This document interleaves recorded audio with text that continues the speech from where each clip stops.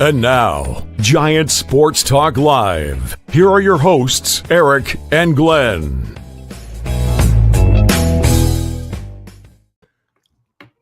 I'm trying to find the damn music.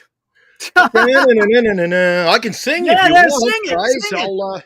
And here it goes. I can't find this damn thing. We're talking Giants every day.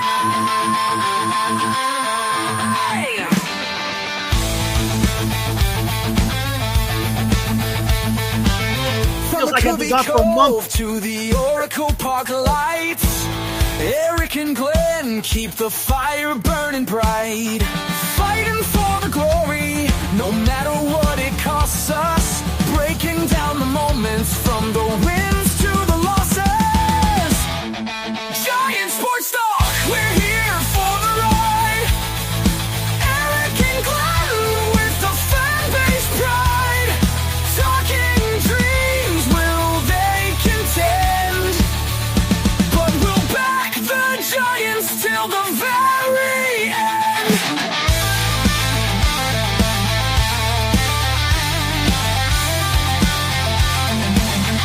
Let's go, Giants! Yes, yes, yes!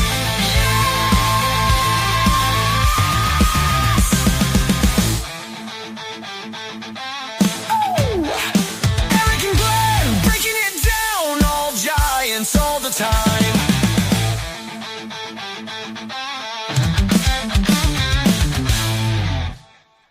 All right, welcome to Giant Sports Talk Live here on this Friday night. No happy Friday music today, Glenn.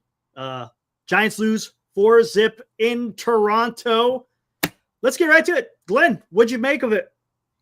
I just want to know who's joining us named Cavity Z1V. I have got to see the dentist Monday. I've got, I don't know, an abscess or something, so I'm cranky. And then the Blue Jays go and lose, although easy money. I knew they were going to lose, Eric. Here we are with once I saw Verlander was on the card tonight, I go, well, I don't feel good ever. Bets in early. I didn't feel good about that. And then 12 strikeouts. When you put Eric, it's like stone soup. You put it all together, mix it up, and it all comes out the same. Yeah. And may I add, numerous other channels reporting on this event tonight, a loss in Toronto. It is freaking amazing to me how many people out there who we know well, and we've come to know and love, say, this is a 500 team. Where the hell have you been? That's what I've been saying. I get a couple of texts already tonight. Same thing. Glenn, they're stealing your line. They're saying we're a 500 team. We're a 500 team. We're a 500 team. I've been saying it all along. Nobody listened. Dude, it's going to be a rough second half. I'll tell you what. Yeah, I hear what you're saying. Look, there's an issue with one Justin Verlander. Man, I don't know what it is, but here, let me give you. You know what? Should we go over the box score and then talk about this? No. You want to keep going? All right. About this. All right, listen. Let's talk about this with Verlander. Go into Toronto in the second half of the season. You got Verlander. Why do you think Robbie Ray? Okay, that's what I'm asking you. Why do you think they started Justin Verlander? I got my thoughts on why they did it. Why do you think they started? Dude, I don't know. Why did they pitch Verlander opening day at Oracle Park? What a way to start the home season. God, I would have pitched Robbie Ray and then moved because Webb threw an inning at the All-Star game. Correct. No problem then moving Webb to pitch tomorrow. Sure. Yeah. It's been a week. Mm-hmm. Right. And you just kind of erase Verlander from this round till the end. But oh no, the Giants. And my biggest complaint, what do you think of this, Eric? This is my complaint. I look at the freaking lineup. What are they doing, Eric? Where the hell is Wilmer Flores? Arguably your biggest run producer. Well, we're going to go back to platooning him. Dude, they've ruined it.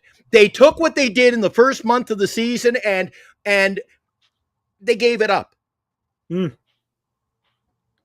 isn't the same team we had in April, dude. No, it's not. The same strategy we had in April. They're not running. They're not hitting and running. They're not stealing any kind of bases. They got Wilmer sitting on the goddamn bench. What are we doing, Eric? Yeah, and I kind of figured, I can understand why Wilmer's on the bench, but I'm surprised he didn't get an at-bat in there. But hey, What are you going to He's do? got to get it. His bat got to be in the lineup. And I know we talk about it. He's a clutch hitter. But, dude, But the problem is they never came up. What clutch is Eric getting at least a run in that bat during the game? Well, we'll talk about this. We'll talk about this. Okay, tell me what you were going to say about Verlander. Verlander. I think this is Buster Posey's idea. He wants to see how many starts is he going to get before the trade deadline? 2, maybe 3. And honestly, I think what he's doing is he wants to get these Verlanders out of the way to see what he can bring. Can he bring anything to the table? And today's answer is a resounding no. 2 2/3, gave up 9 hits, 9 times, 4 earned runs, and only 2 2/3. And I'm going to tell you something. Have you guys noticed? And I was trying to pay attention a little bit later before he got pulled. Granted, he was only out there for a short period of time. Anytime someone got on base, he could not keep these guys on base. So what I mean by it is he wasn't stranding any runners. People were every single damn time someone was freaking scoring anytime he left somebody on base. So he's having an issue with coming out of the stretch, whatever it may be. He is not commanding that damn ball. And I think this is what Buster Posey wanted to see. When was the last time Verlander pitched? Hold on 1 second. I think it's been a while, right? Hasn't it been almost 2 weeks since he pitched last? Joey says, stop it, Glenn. We made history tonight. 11 hits and no runs since 1996. Not since 19... No, 1959 is the last I heard. That's what I heard on the game tonight. 1959. But is that when was his last game? I hope Joey's saying that tongue in cheek, because here it is. That's what we're talking about. Come on. Against Philadelphia, July 9th was his last time that he threw the ball.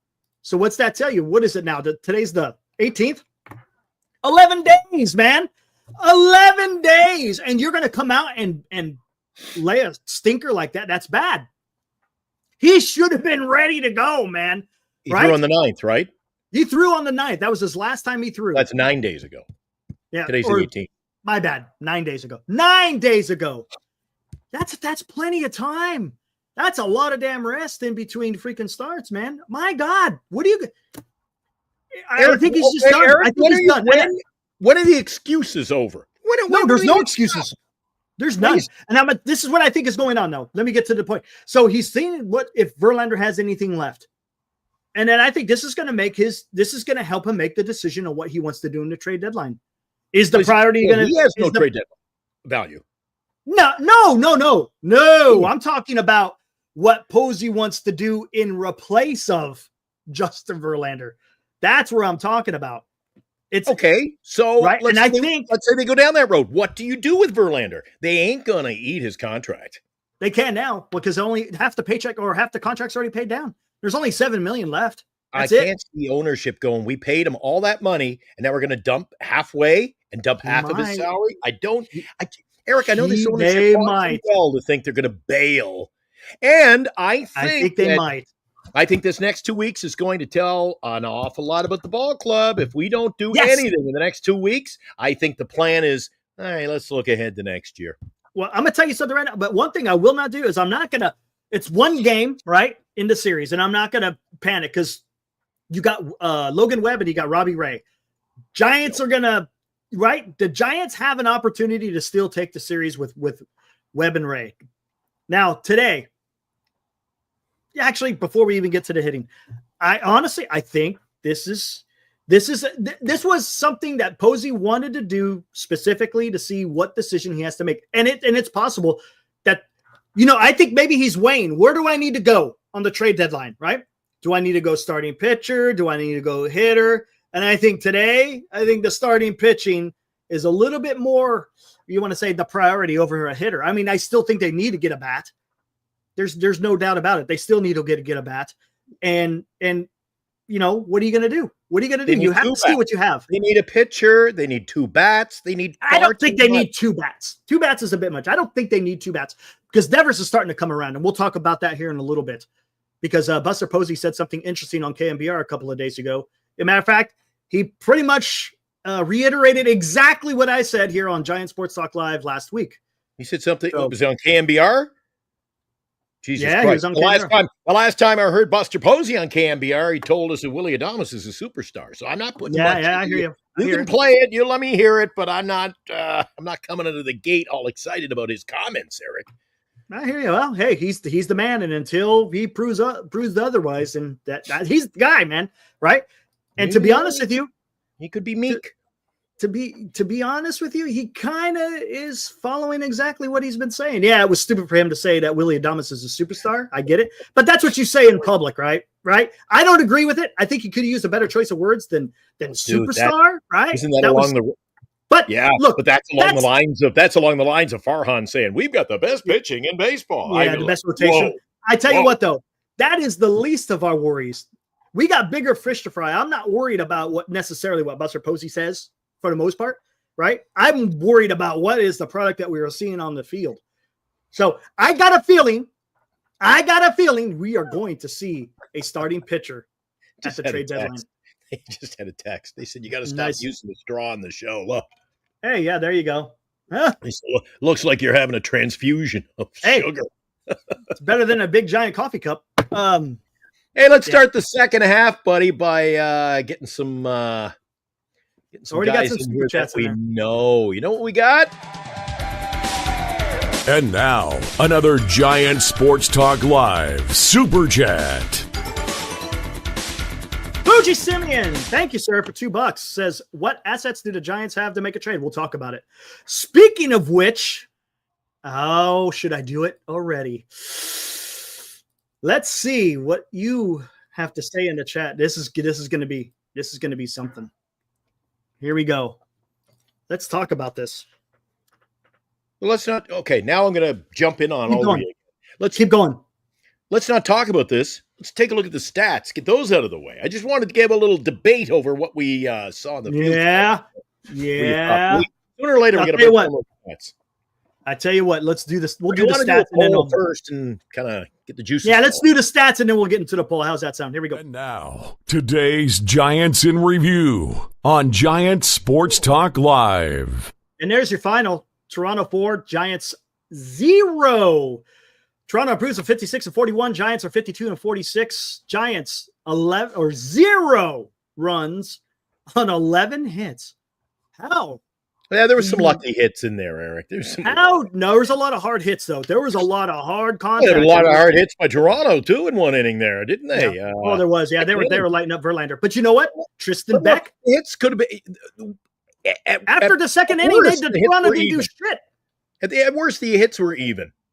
You know, and I tell you, here's the thing. All the damage was done by Verlander. Tristan Beck was fantastic. The new guy, Matt Gage, was fantastic.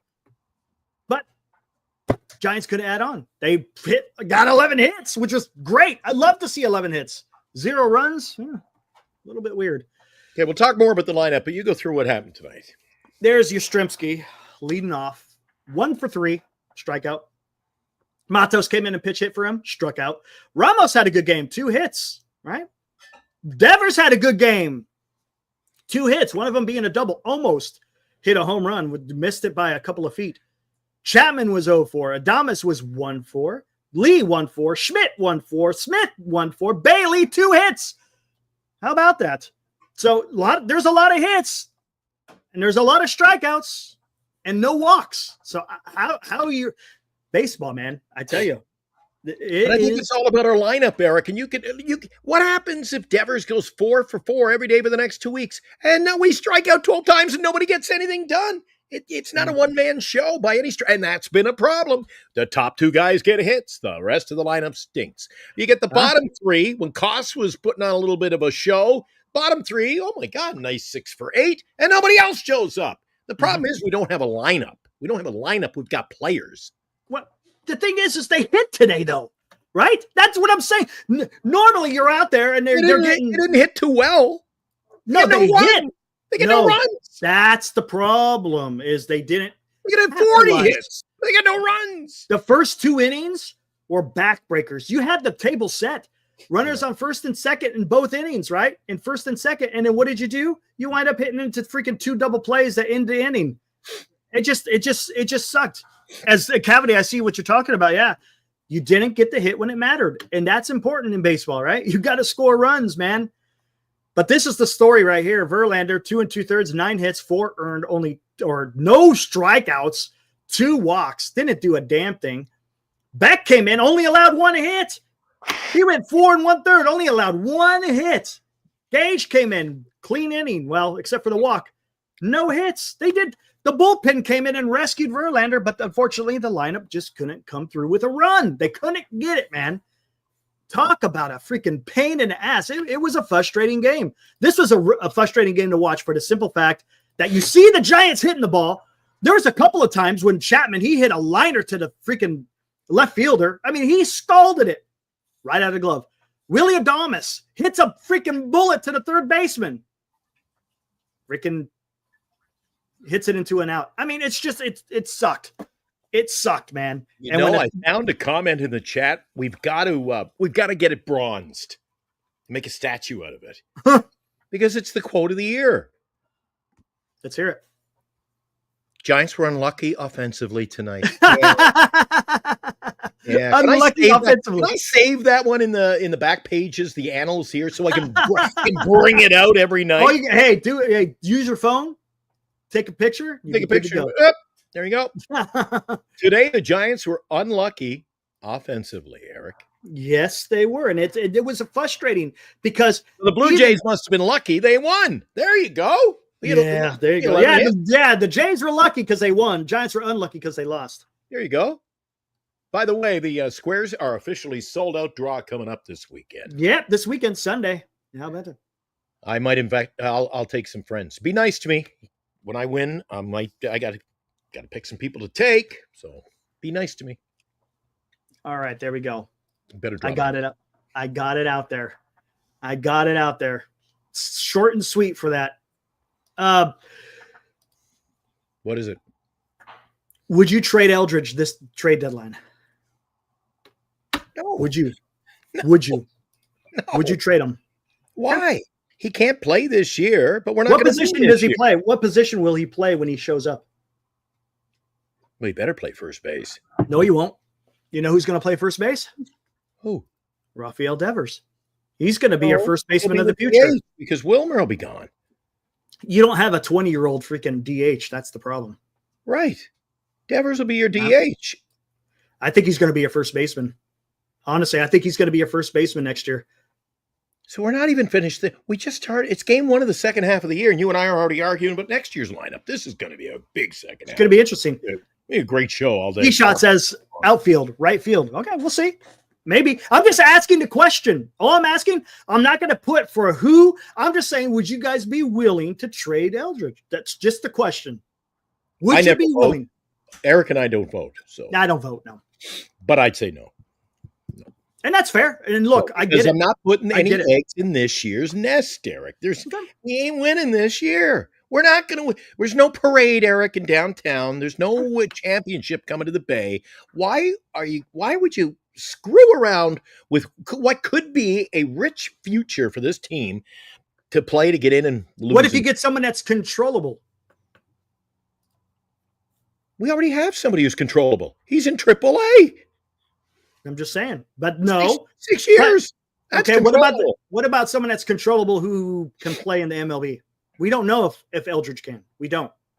We can't sit here right now on July 18th and say that Eldridge can play in the MLB. We don't. I've seen too many teams. If you want to start doing that, let's keep Eric. We had too many people come in here for too many years saying this team never builds up the future and doesn't have. And you know what? No system. Well, now we're getting a system. Here's a question. Here's a question. Trade him off.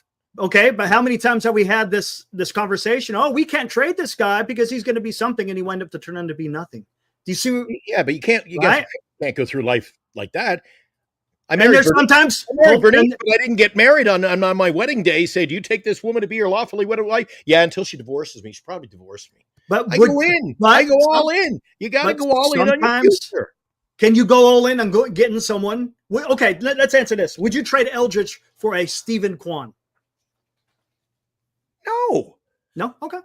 Not a chance for little Stevie Kwan. Little Stevie Kwan. It's like Christmas time. Eric. He's on Santa's lap. He looks like the size of a kid on Santa's lap.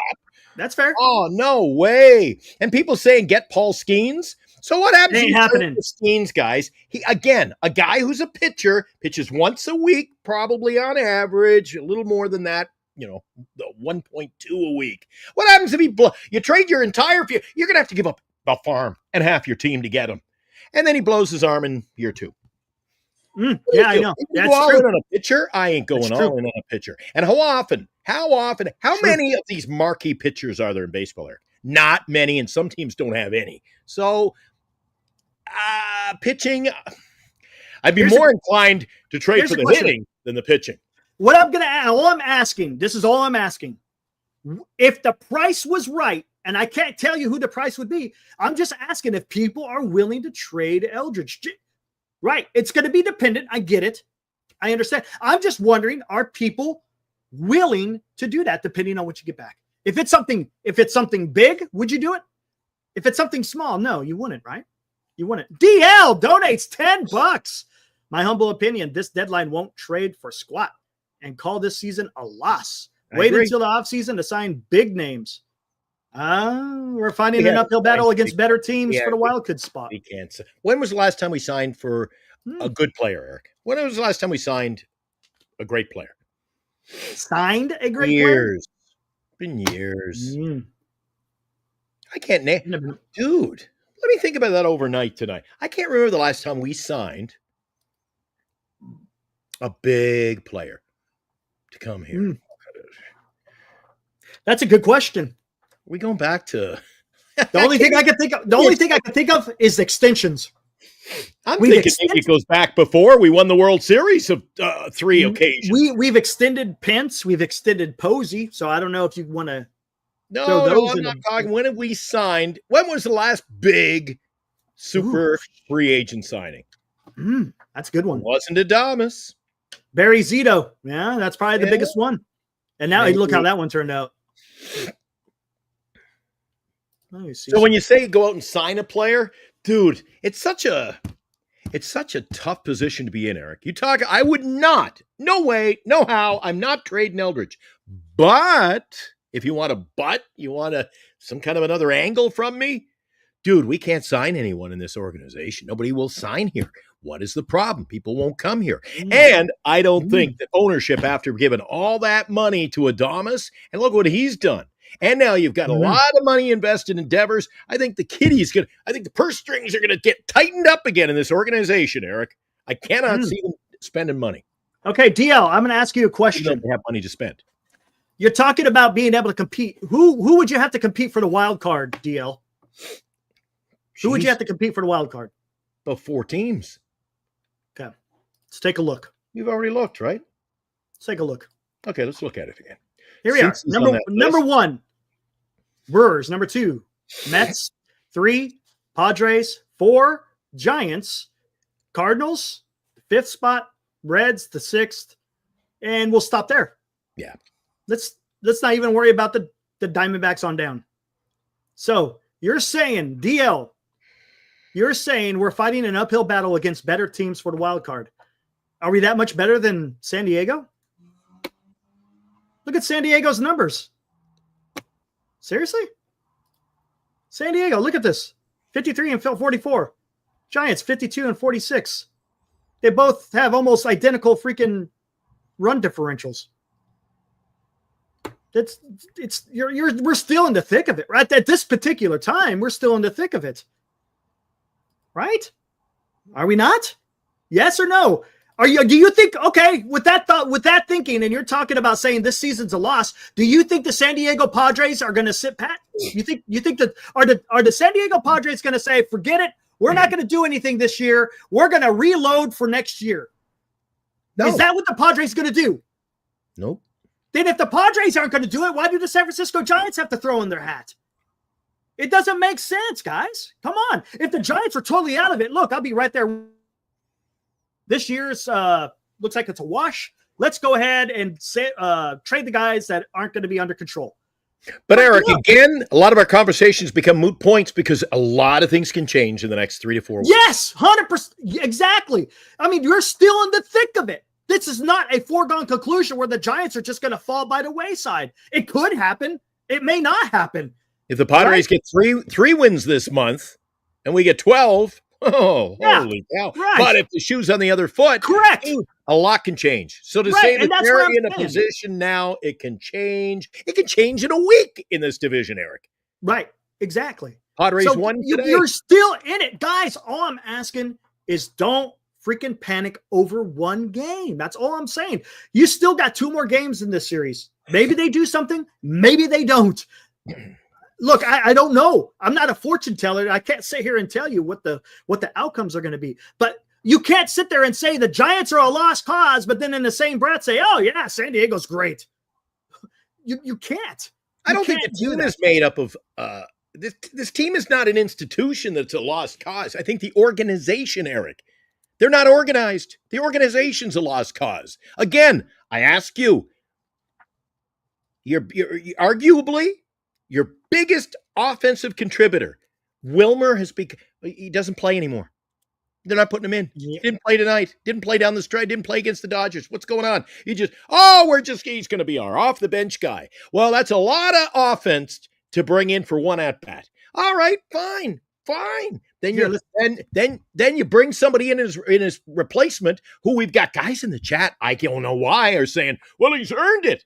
God, they shouldn't even be at they should be at AAA. Yeah. This first baseman we had going tonight, Eric, he's not a major. You know why? You know why he's in San Francisco? Because nobody else ever wanted him. Yeah, I know. He's got a great glove, but his bat is. But he's not that's the problem. These aren't face of franchise players. No. These aren't guys who are winning you a World Series. If we win the World Series and he's at first base and carrying the trophy, dude, I'll kiss a pig.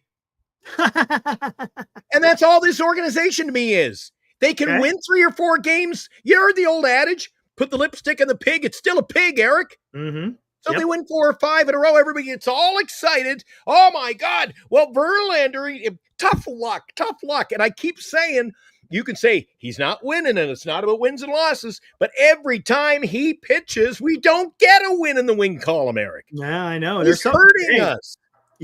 Today he hurt. His last game, he didn't. This game, he did. 100%. DL donates another $5, says, what's the Giants' record against the Padres this season? There's a lot of comp in NL Central as well, East too. Yeah, it's not very good against the Padres. How many times have they faced the Padres? You have to look. I'm not sure, to be honest with you. I know it's a losing record against the Padres, but that doesn't matter because you're not playing the Padres right now. You're playing other teams, just like the Padres are playing right now. I think they're playing Washington. So, but they're still in it. They're still in it. Just because they're not doing well against the Padres, forget it. Hold on. The San Francisco Giants for the 2025 season because they suck against the Padres. No, you can't do that. Look at the numbers right here, guys. Look at the numbers. Almost identical. They're playing almost the same type of baseball. They're still in it. Period. Look at the freaking New York Mets. New York Mets ain't doing that good. Come on, man. Okay. Eric, I wish we had done. I suggested this. None of us did it. We should have done a preview show of the second half last night because I got questions, Eric. Is this team as of entering today? Let's go in the Wayback Machine, Eric. We don't know how they did today against Toronto. Is this team good enough? Second half. As is now, right now, no deals on the table. This is it. This is what you got. Is this team making the playoffs? No. There you go. So what makes you think that you can go over and flip the light switch? Oh, it's on. Oh, it's off. Oh, it's on. What makes you think that some magical switch is going to be pulled and you're going to make it? I think people are delusional about this season. And again, I was watching NorCal earlier, Eric. Okay. Dan, Lou, his chat almost to a man. This is a 500 team, and it's exactly what I've been saying all year. The 500 team. 500 teams have no business being in the postseason, Eric. That's fine. Just because I say it doesn't mean I have to feel the same way. And people, no, that's true too. Right? And people are ready. Justin Kerwin talking about Wilmer. He's no first baseman either. Well, there again. There's your. You know what? How about we get Smith's glove and Wilmer's bat? Let's go into the laboratory. We'll see. We'll see. The games are still to be paid. And I am not thrilled. I'm not thrilled with, if you break it down. If you go into the enough of these guys, not like you and I, Eric, spending the afternoons in the video room breaking this stuff down. I'm not very excited about Ramos's defense. Yeah, his defense is he plays, but the damn his the bat routine plays, but gets a little weird. Bailey can't hit. I'm not thrilled with him. I'm not. To me, I'm not going to get too excited or too down. Jury is still out on Jung-Hoo for me at the All-Star break. He did have a nice single. He hit a nice single there, and almost in the gap, almost like he got a double. But then when it mattered, he was 4-2-3. He hit a weak grounder to the second base. What happened to the locker room, Eric? What happened to the joy? You know, they say no joy in Mudsville. There was joy here. You had Adamas jumping off the bench in the opening week. And am I wrong? Am I off base here, Eric? You and I watched the opening 10 games of the year. It's a different style of baseball. Why have they what have they gotten off the rails? And did winning allow I'm not going to choke up on the bat anymore. I'll do it my way. Things are different, Eric, and it's not working. Yeah, I can't explain that. That's weird. Yeah. If they kept playing the way they were playing in April, right? Then I'm talking about offensively. We're talking this would be a juggernaut. Mm-hmm. We may be leading the damn NL West if they were playing the way they were in April. Rob Iman donates $6. Verlander shouldn't start anymore, but I'm reluctant to call up Wisenhunt. Short-term solution may be Tristan Beck because I'm gonna tell you something. Wisenhunt is not ready. He's not ready. Wisenhunt cannot be called up. I'm telling you. Buster Posey said it in that same interview. He's saying that Wisenhunt is still trying to find his fastball command. And if look, you cannot bring up a young pitcher who's never pitched in the major leagues and expect him to go out there and try to get big leaguers out without any type of command of your fastball. If you can't command a fastball, then you have no business being in the major leagues, right? Right? You're going to get eaten up, whether it's walks or whether getting your ass lit up. So said he needs some more work, so I don't think he's the play. I just don't. That's my opinion. People can feel differently, and that's fine. I just don't want to sit there and expose the kid when he doesn't need to be exposed yet. Not yet. Do we play the games? Do we watch the games as fans, Eric? Collectively, do we come in here and talk about the Giants? Do we get fired up for no good reason at all, other than just to have a heart attack? When you, Eric, Dom Smith actually tries. No, I mean it to win it, not. Oh, boy. At the end of the season, they give out the participation awards. You gave it the old college try. You missed the playoffs by 9 games, but you had a good try at it. So, to me, it's ridiculous, but I don't know, Eric. It starts with getting quality players. Yes. And we're not deep. We're just not deep. We got bench players who are starting. That's how weak this team is. Yep. And then where would you say we have bench players that are starting? I would say Yaz in right field, right? Right field, first base. Those are the two. Those are the two right base, in my opinion. Well, Schmidt hit the ball pretty good today. They also struck out, but he had a pretty solid. I won't go as far as you could do okay. I won't say bench player, but I'm totally. Yeah, I get you. I'm totally out on Bailey. I got you. I hear you. I trade Bailey. 2 hits today, so I'll give him that. Me and said we need a defensive catcher. You want to give up Bailey? I'd say let's make a deal, as Monty Hall would say. He's batting 208.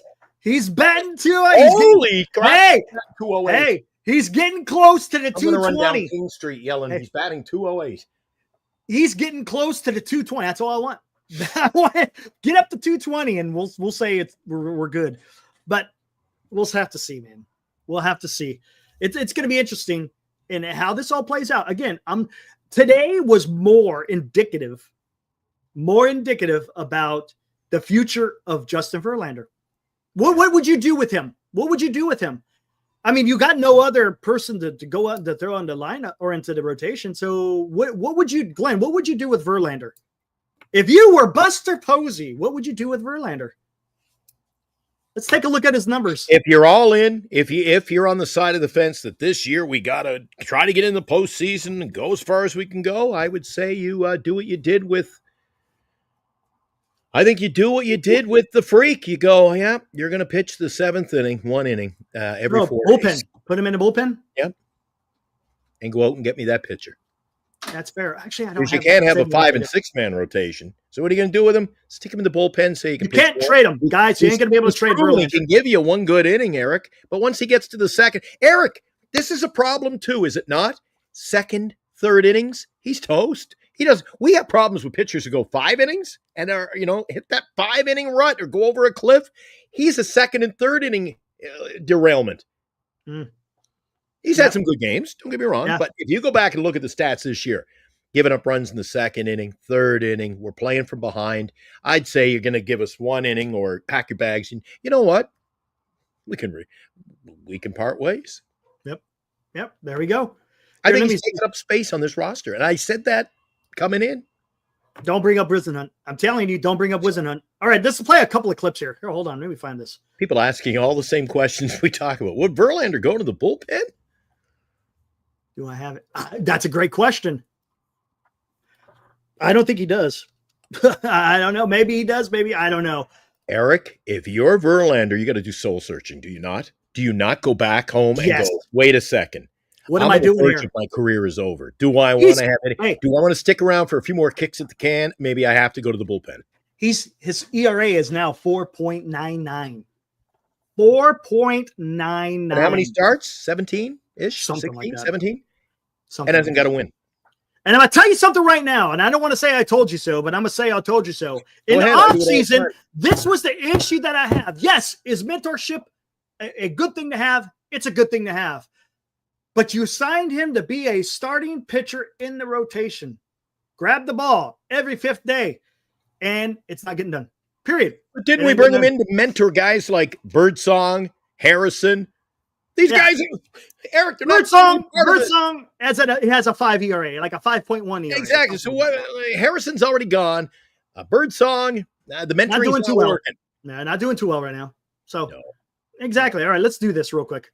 But it's funny too, Eric. I love to do a show, and it would be too much work, dude. Just way too much work with you and I have lives. If we went back and we cut up and edited parts of our show from the last, our anniversary is only a couple of weeks out. 3 weeks, trade deadline, day before trade deadline. And if we went back over the past 6 months, Eric, isn't it funny how everybody in the chat has the comments? And now I look at the comments and it's like they've done a 180 and I go, you just changed your entire vision. Bring in Verlander. He's going to be great. And then I read, why is Verlander here? From the same Yeah. I know. So that's what frustrates Eric. Doing the show will kill you, man. There's like, come on.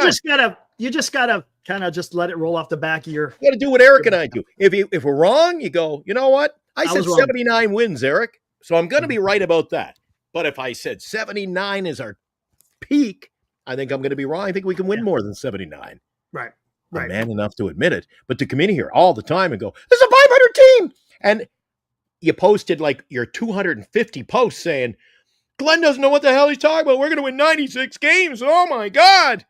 Now they're coming in saying, this is a 500 team. Yeah, where were you the last 6 months? Where were you since opening day? All right, take it away, Eric. All right, here we go. This is about this is Buster Posey. He was on Murph and Marcus a couple of days ago. And he's talking about Rafael Devers. Let's listen. Buster, you made this brassy move to go get him. His resume is incredible, and yet he hit 202 in the first month. What can you tell fans about that very, very tough first month for Devers, and how are you processing it, and what do you expect? Yeah, it's an adjustment period. I mean, this guy's been in one organization his entire life, and now to come over, everything's different. Not just the ballpark and teammates, but where you're living. So it's an adjustment period. And, those 2 at-bats you mentioned, I thought were both really good at-bats. The sac fly was hanging in there on a breaking ball, and then the ball to center field was absolutely blistered. So, look, Rafi Devers has been in the big leagues now for whatever it's been, 8 or 9 years, and a guy like that, it's just a matter of time before he gets going. There you go. Adjustment period. It's an adjustment period. I've said this all along. Guy was playing with the freaking Boston Red Sox his entire career. Got drafted when he was 16. Come on. This is what I've been trying to tell you guys. All you guys who are freaking the sky's falling Devers. Come on. Just give him some time to breathe. How long are you giving him? Don't say till he starts hitting. How long do you give him? It's like Bailey. Today he went 2 for 3 with a double. All right. Oh boy.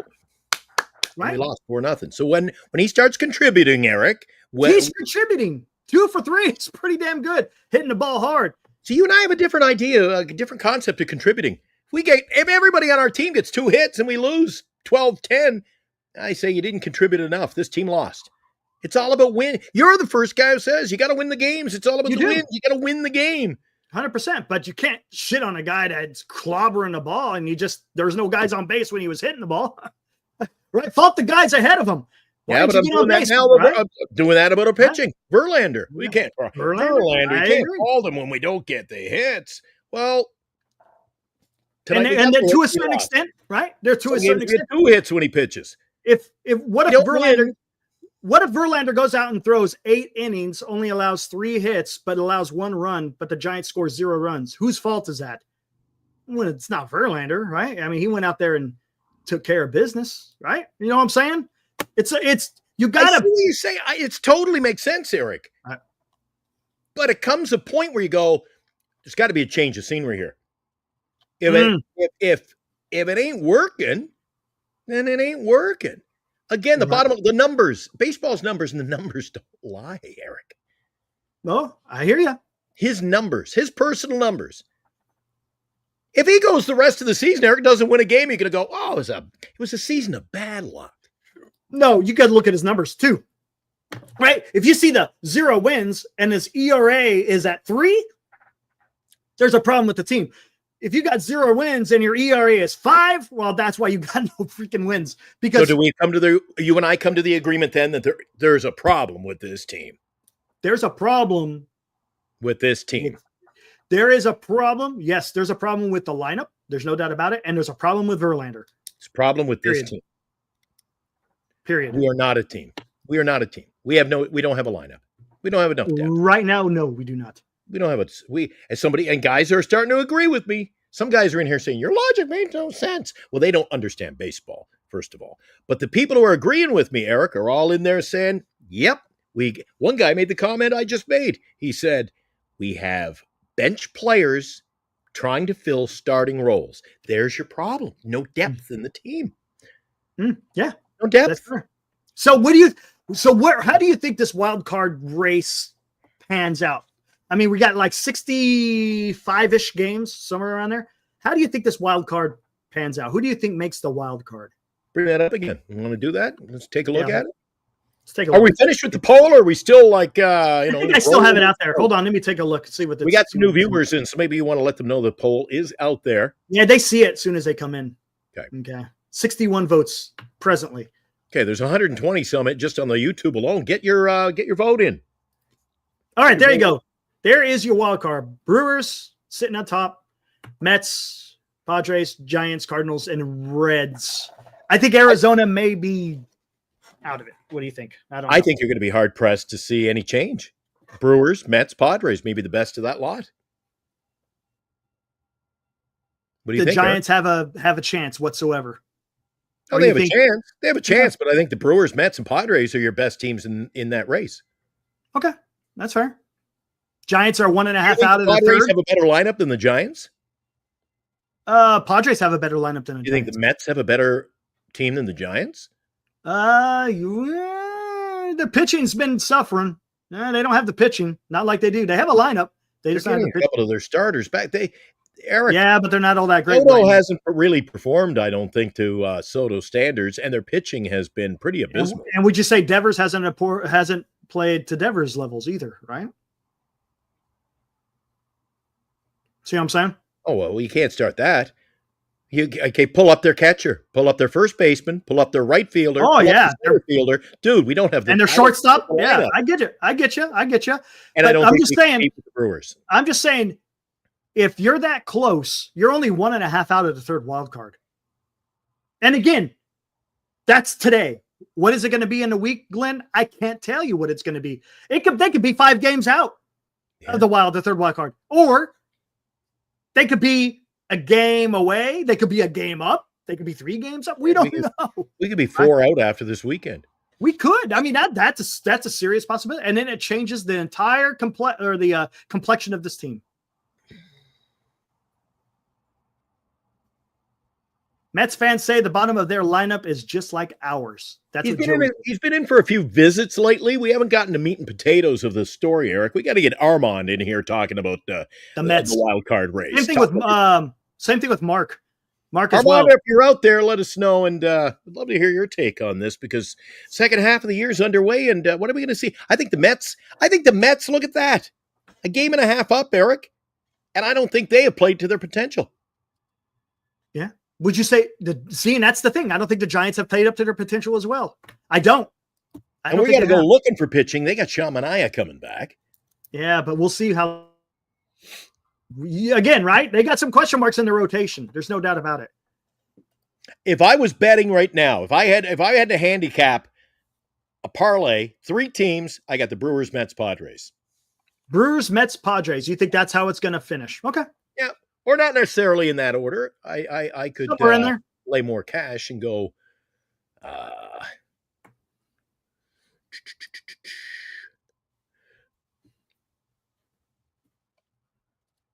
I might be even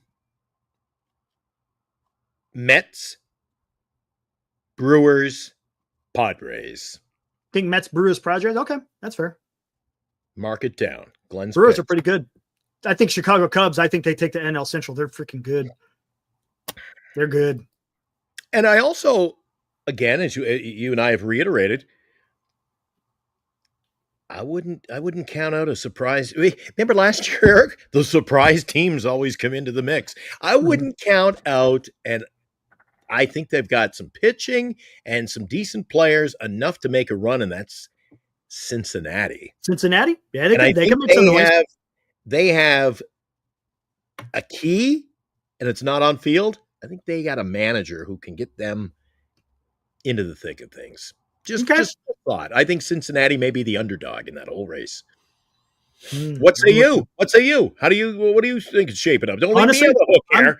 I'm gonna tell you, my head on a stake, man. What are you doing? I think it's gonna. I think Dan touched on it. I don't know if it's gonna come down to the last game, but I think it's gonna come down to the wire on some of these teams. I wouldn't be surprised if there. Remember last year there was a playoff to see who was going to get that last wild card. I think it might come down to that. I think it might come down to the season against L.A. And you know who we closed the season against? Who? The Rockies. We closed the season against the Rockies at home. Get the heck out of here. Do we really? Yep. If I'm not mistaken, I think we closed it out. And then that's a boon. We got to finish the last 3 games is against Colorado at home. And that could be what decides whether or not the Giants get in a wild card. That's a high possibility. Is that updated, by the way? I don't think that has changed. It's still plus 3.5, 1.5, because Milwaukee just beat the Dodgers 2-0. Hold on, let me refresh it, see if it is. Dodgers Giants lost 3 in a row, right? Tampa Bay won 11. Yeah. So this is updated. Hey, after you're done this, why don't we never we got time tonight. We're all over the place. Let's take a look at the out-of-town scoreboard. I'm interested to see what's going on. All right, hold on. Actually, more of that as the races, That's good. Yeah, especially the that was fun last year. Oh, especially with what Detroit was doing. And Atlantis. I thought that was one of the highlights every night was taking a look at the out-of-town scoreboard and seeing seeing it change day by day. We're getting into that time of the year. Now, a Giant Sports Talk Live scoreboard update. There we go. Still in the top of the 9th. Astros are getting their asses kicked by the Mariners 6-1. Mm-hmm. Only 6 hits, but 6 runs. How about that? Yeah. Just take a look here. See anybody hit home runs? Cal Raleigh. Oh, Rosarena has a home run. And oh my God, Mitch Garver. DHing has gone deep. Hmm. In There a you go. 6-1 lead. So What happened? I'm curious to see what happens now, guys. I may make a trade in my fantasy league. Uh-oh. You know what always happens to the guy who wins the home run derby, Eric? Second half. Yeah, So their swing gets all. Yes, dude. Yeah. Yes, I like the home run derby, by the way. All right. The Cubs beat the Red Sox 4-1. Final score, close hits, but Cubs win it. That was an afternoon game. That was the first game back after the All-Star break. That was an early start today. There you go. Are you going to try to catch any games when you go down there in August? I'm going to or July. I'm going to. You're going to Chicago, right? Yeah, but I'm going to. Oh, gotcha. Fair enough. The Valkyries are playing the Chicago Sky, so I'll be at All that. right. I'll hit these super chats soon as we come out of these the out of town scoreboard. White Sox Pirates. Yeah, look at that. White Sox. Who would have thought that, huh? Beat the shit out of the damn Pirates. Then again, they both kind of stink. 10-1. Look at that. 11 hits, and they were able to score 10 runs. It's nice to see. Yeah, but I'm hearing that Falter, the starting pitcher today, gave up 6 runs in 4 innings. I'm hearing he could go to Toronto. Toronto's going in on pitching. They think that'll take them.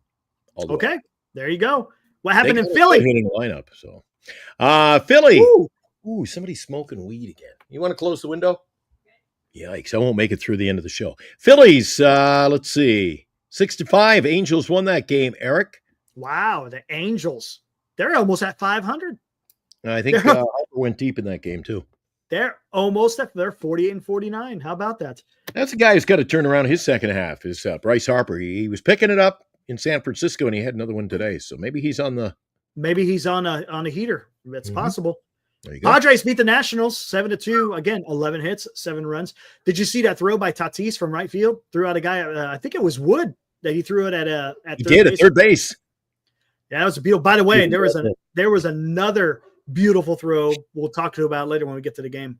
That was a Ramon-esque type throw, man. Oh, we already saw that. Weak throw to home plate. That way he nailed it. But later on in the show, you got to.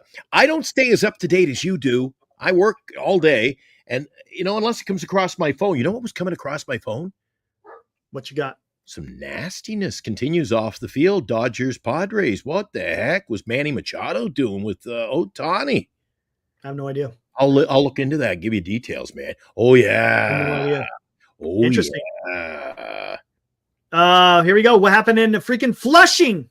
Oh, Flushing. Armand, were you at the game? Mets lost 8-4 to the who? The upstart Cincinnati Reds. The Reds with another win. I'm looking to see if any. I got the What's up, Anthony? Here. See if anybody did anything interesting in that game. Cincinnati gets the win. Any home runs in that game? Ooh, Matt McClain homered. Ooh, dude. Austin Hayes, couple of bombs in that game. Oh, really? Nice.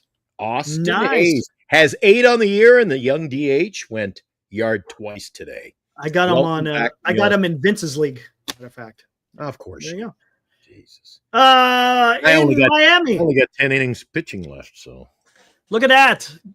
Kyle Stowers walks it off, beats the Royals in the extras 8-7. Matter of fact, Kyle Stowers is the guy. We always talk about it when we went to that game last year. He's the one that crushed one into the visiting bullpen. So Marlins beat the Royals. They touched up Lugo too. One of the pitchers that I'm interested in getting. So yeah, how about that? Right on. Seth Lugo. Yeah, Seth Lugo. That's a guy. Hey, where are we at now? Which game? Guardians. 8-6, beat the Athletics. Final score, each team had 9 hits. I'm taking a look, too. I'm doing the side stats here, Eric, trying to look good. See what else was going on in that game. Anybody? I'm always about the home runs. You know the sexy home runs, Eric? Rooker. Langoliers went yard in the loss. For Cleveland, Fry and Rodriguez. Jonathan Rodriguez had home run as well. So there you go, 8-6, long ball. was part of the game, and Guardians pick up the win. It's not really. Some of these games don't excite me, Eric, but we're giving the scores anyway. Yeah, exactly. Guardians A's don't, get me all, tickle me in any stretch. Braves spanked the Yankees 7-3. That was another beautiful throw. Did you see Acuna's throw from right field? No, my Papa, Dad, he was watching part of that game, and he said, that was a throw. I didn't Got see it. Volpe. Got him at third base, man. Just like Tatis got the guy at third base, so did Acuna, man. Beautiful. I think it was, if I'm not mistaken, I think it was Volpe. Yeah. I think Ozzy went deep today, too, for a 3-run shot. Wow. Ooh. Ozzy Albies. What happened to the Orioles? What's going on with the Orioles? They're going to trade, right? Aren't they going to sell? You are in such a hurry to get through this. I wanted to add, Oh, go for it. do not, my pick to my team that I'm most, Cincinnati, I think, can get in there. Do not count out Atlanta, Eric. I think once Spencer Strider hasn't gotten his season going yet. I just think Atlanta could sneak right back into it. But we'll see how that shapes up. Okay. The Rays, they pick up the win, as Eric had gotten into. 11-1 over the Orioles. Man, I like that Tampa Bay team. As far as the American League clubs go, they are the most exciting team in baseball to watch, Eric. Yandy Diaz had a home run. Caminero had 2 home runs. We played the Blue Jays today. Talk about a segue. Danny Jansen, the former Blue Jay catcher, he had a home run in that game today. So Chandler Simpson, the rookie, Eric, who's in my fantasy team, 3 for 4, 2 runs scored, stolen base, a double. He was electrifying, to say the least. So, big win. I see that Tampa Bay. That's the way I like. They built that team with young players, Eric. They did. And as a matter of fact, it sounds like they're getting ready to be sold, right? Sounds like the owners come to an agreement. And I think with I don't know who it was, but it sounds like they're finally getting rid of that. I heard the owner for the Tampa Bay Rays is atrocious. So were they going to keep the team there? Or what? That's a good question. They may not stay there. They move somewhere. We'll see. Moving to Vancouver. Add another team in the West Coast. How about to Montreal? They don't have a ballpark yet. Orioles, though. Orioles going to sell, right? Orioles going to be selling, huh? That's one of those. It's the tail of the tape, Eric. When you look at the team on paper, dude, they got a better team than how they're playing. Yeah, and I think maybe some teams can down that road. Take advantage of that. Maybe we'll have to see. We'll have to see.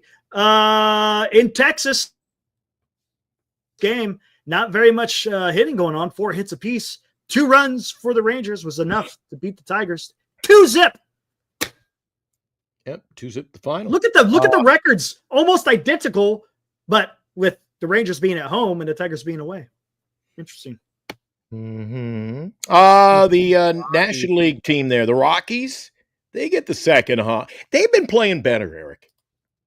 The Rockies, after the managerial change they made late in that first half, getting Bud Black out of there, that team has been playing a little more electrifying baseball, and they've been coming up with some wins there. 23-74 doesn't look like, they're playing better, but believe me, I flip around the MLB network watching their play. Dude, they're young play. They're another team that they're not there. They're just not there. But they're building with young players. Give them a couple of years. And all of a sudden, you're going to go, where did this Rocky team come from? Today in Colorado, taking a look, Jordan Beck, he had a home run in the game. And for Minnesota, Byron Buxton and Willie Castro. Those are your home run hitters in a 6-4 Colorado victory. Nice. Twins may be a team. They're 3 games under 500. Let's be interested to see if they sell. And the thing is, we always look at these teams, Eric, not to interject here, cut you off, but we always talk about these teams that you get, there's more that comes into play than just, they're not in it, so they're going to trade their players. It's the controllability. You might see teams that don't make the postseason, and they don't trade nobody. I mean, bad year, they're up and coming. There are factors. Maybe they didn't get the pitching they thought they'd have. Just because you don't. That's why I think there's going to be small window of opportunity to make trades, because when you take out the few teams that are there, don't make trades, aren't willing, you can't work out a deal with, all of a sudden, there's not a lot of players going to be available. There's a lot more National League teams that I think they're going to be selling than American League. It seems like That's what it seems like. Diamondbacks Again, might be in one 2 of them. weeks. Totally different. Diamondbacks might be one of them, Eric. Yeah. What are they? 6 games back? But they Hmm. got to win today. Beat the Cardinals 7-3. As you Who can see, they're knows? 2 games under 500. Here we go again. Yeah. They could be leading the thing in 3 weeks. I don't know. Yeah, they Eric. could be. No, you're 100%. That's the beauty. And that's the beauty of the game, right? Yeah. Because you're just not out of it. If other teams are scuffling, right? Because that it's going to be dependent on what other teams do. But you got to take care of your own business at home, right? But we're not going to make it. We suck, but that's okay. Mariners have gone final over the Astros 6-1. that went final. Earlier, and the Brewers, they win 2-0 over the LA Dodgers. Beat the Dodgers. How about that? In LA. How about that? Priester got the win. You know, he had a solid outing. 6 innings, 3 hits, didn't give up any runs to the Dodgers there. Giving up 3 hit 3 hits to the LA Dodgers, not bad. And Tyler Glasnow came back, Eric. He didn't have a bad outing either. 6 innings, 4 hits. It was a close game, as the scoreboard indicated. 2-0. Yeah, that's not bad. But Brewers. But anyway, what guys did you guys find out anything while we were doing that? What is going on with that rivalry, the new rivalry? What's going on? I haven't heard anything about this. Padres were, remember they had the incident where guys were throwing at each other and I remember that. Came out and don't forget last year. Fingers. Remember last year in the playoffs, it got a little bit weird. Remember, because of Profar out there in left field, people were throwing shit. It was getting a little bit weird. Yeah, dude, you thought there was going to be a rumble at one point. I mean, yeah, it was close. It was touch and go. It was. I'm just looking up Padres and Ohtani incident. I'll type in. All-Star. When was this incident? At the All-Star game? At the All-Star game. No shit. I haven't heard this. Because I was going to say, it's been a while since they played each other. Yeah. Wow. Is there anything here? Watch, it'll all be, oh no. Anyway, I'll see if I can find just some information. We'll talk about it on tomorrow's show. But Okay, let me see. yeah, apparently he had words with him on the field after the game, All-Star game. Really? Yeah. What was it all about? Dave Roberts was apparently like, you know what? Next time you come to an All-Star game, you'll sit on the bench and it's getting dirty, man. Wow. And they said, would you apologize? And he said, nope. So I don't know what was said. That's the thing. I'm going to have to do some homework. And I don't like homework. I never liked homework in school, and I still don't like it. Who the hell is the beautiful chicken? I got an idea. I think that used to be PK. Remember PK? Yeah. Yep, that's him. I don't know who's who anymore. Yeah, he likes to change his name a lot. Yeah. You changed your name. Okay, let me look at the poll. I got a feeling where this is trending. We got 76 votes. Would you trade Eldridge this deadline? 34% say no. 66% say, I'm sorry, other way around. 34% say yes. 66% say no. I'm surprised it's even that close. Interesting. Now, let's do a new one. Dilly. Let's do a new. Yeah, I know. Where is Dilly? Where's the real Dilly? I don't know. Hold on. I got a new one now. Hope Springs Eternal says, Dave Roberts will not be the All-Star manager for the National League next year. He will be if they win the National League this year, and I wouldn't count them out, Eric. Yeah. Why would you count out the Dodgers when they're basically running away with our division and had no pitching at all in the first half, and they won the World Series with no pitching last year, Eric? I know. But it's Giants fans being Giant fans. No, they can't continue to win, Eric. No. They're the Dodgers. They put on a jersey. They just show up and they're going to win. They show up? They just show up. And they're going to win. Mm. Wow. Some days that's what it looks like, dude. Hey, no, Justin, I don't know. You weren't sitting at Oracle Park last weekend watching that fiasco. Mm-hmm. Or standing at Oracle Park, whatever the case may be. Saw a good one in Sacramento. How was that? That was fun. Who'd you Got go to with? win. How about that? That was fun. Remember the other night? No, that Who'd was you go fun. with? Ibrahim, and then and I think Greg showed up for that one as well. Did you see Dizzle? Didn't No, Robbie didn't go to that game. No, He was. I think he was at the San Jose game at that time. I think he was in Sacramento tonight. Today he went and saw the River Cats. Yeah. Oh, speaking of which, hold on. Time for an update. Then we'll call this scoreboard update number 2, Eric. Yeah, you know why? Because you're channeling your inner Eric mind. I know it's coming. Hold on, let me make sure. I gotta verify. There's a guy who does WNBA channel. It's fitting, Eric. For this one, we gotta head up to Sacramento, Eric. Yes, we do. We gotta head up to Sacramento for an update. All aboard. Time for the daily Eldridge Watch. By the way, I had nothing to do with the production of that bit. That was Eldridge 0 for 3 with 2 strikeouts. Again, Eldridge in AAA Sacramento. He's going to have those games, though. He's going to have those games, Eric. 2 strikeouts, batting a cool 219. So he's basically playing. He's Devers 2.0. No. Yeah. I wouldn't say that. Yes. He's moved around. When was the last time he had a solid, place to live for a year? He's bouncing all around. He doesn't have a home. Well, Devers wasn't bouncing around until, about 3 weeks ago.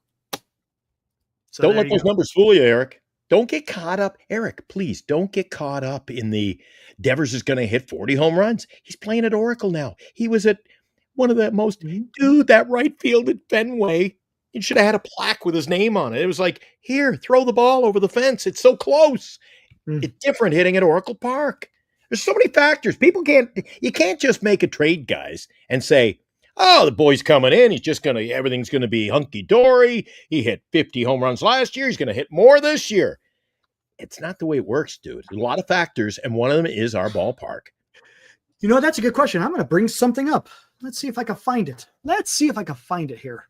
Steve-O, I got trigger finger. He says he'd trade me for Dan. What the hell? He may be time out. I'm that close. Let's see. Would Dan time out you? Or just give you the boot? If you love Dan so much, I can just terminate your participation. You can go watch him. Let's take a look at this. So Eric knows what happens when I get crusty. Interesting. Now Mario's coming in. God bless Eric and Glenn. I love you both. Of course. Yeah. He's like, don't mess with me. I'm a good guy. I love it. That's a good way. Right on. I love it. Yeah, and look at James A. The peace sign. Everything's cool. James. Let's see what we got here. Steve-O. Trigger finger, yeah. There's no way. Senior's asking, do you guys think Eldridge would be as good as Kurtz? I have no idea. Because Kurtz, he played how many years of college did he play?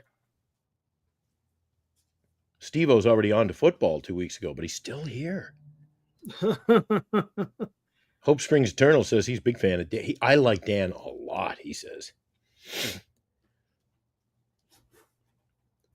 But it's like the Howard Stern show. Eric, you and I, it's a love-hate relationship. All the people sit here and go, I hate you, Glenn. They still keep coming back. Yep. Let's see. Where they can't turn it down. They can't turn it off. And you know what I say about baseball, Eric? The numbers don't lie. Let's see. Kurtz is, how old is he? 22. So he's what, 2 years older. So he had 2 years of college? Something like that? Maybe something like that? Hey, Daniel Barrio. Something like that. Just 2 years arrived? of college. I thought Daniel was in here earlier.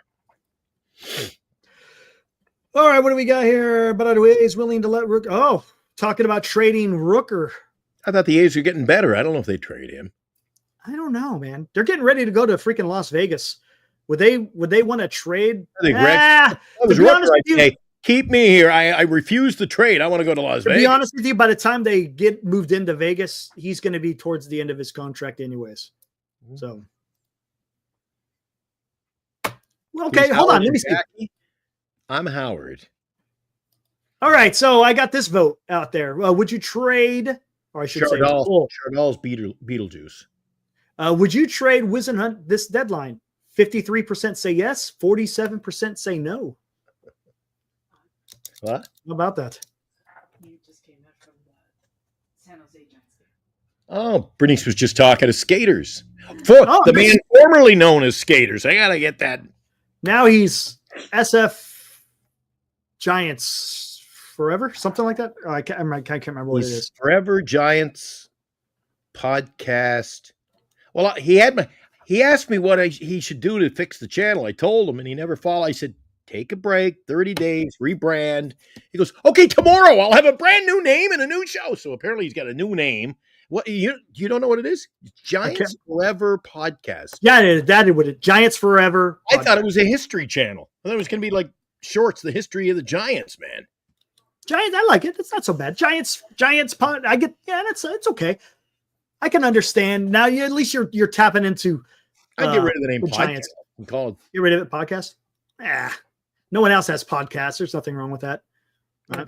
It's really That's what YouTube's all about, though. Podcasting and all that stuff. So it is what it is. I thought this was like professional television, Eric. Don't let me down.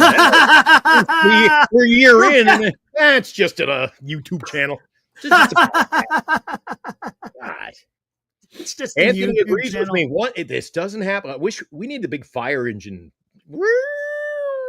Anthony says, Glenn's right. I cannot believe my eyes. He says, the Braves are coming. You'll see. It ain't often. Anthony and I are on the same page. That's for sure. It'll be interesting. 2 pin arms, closer, having anyone. Let's see. Let Posey Cook says, ball boy. I agree.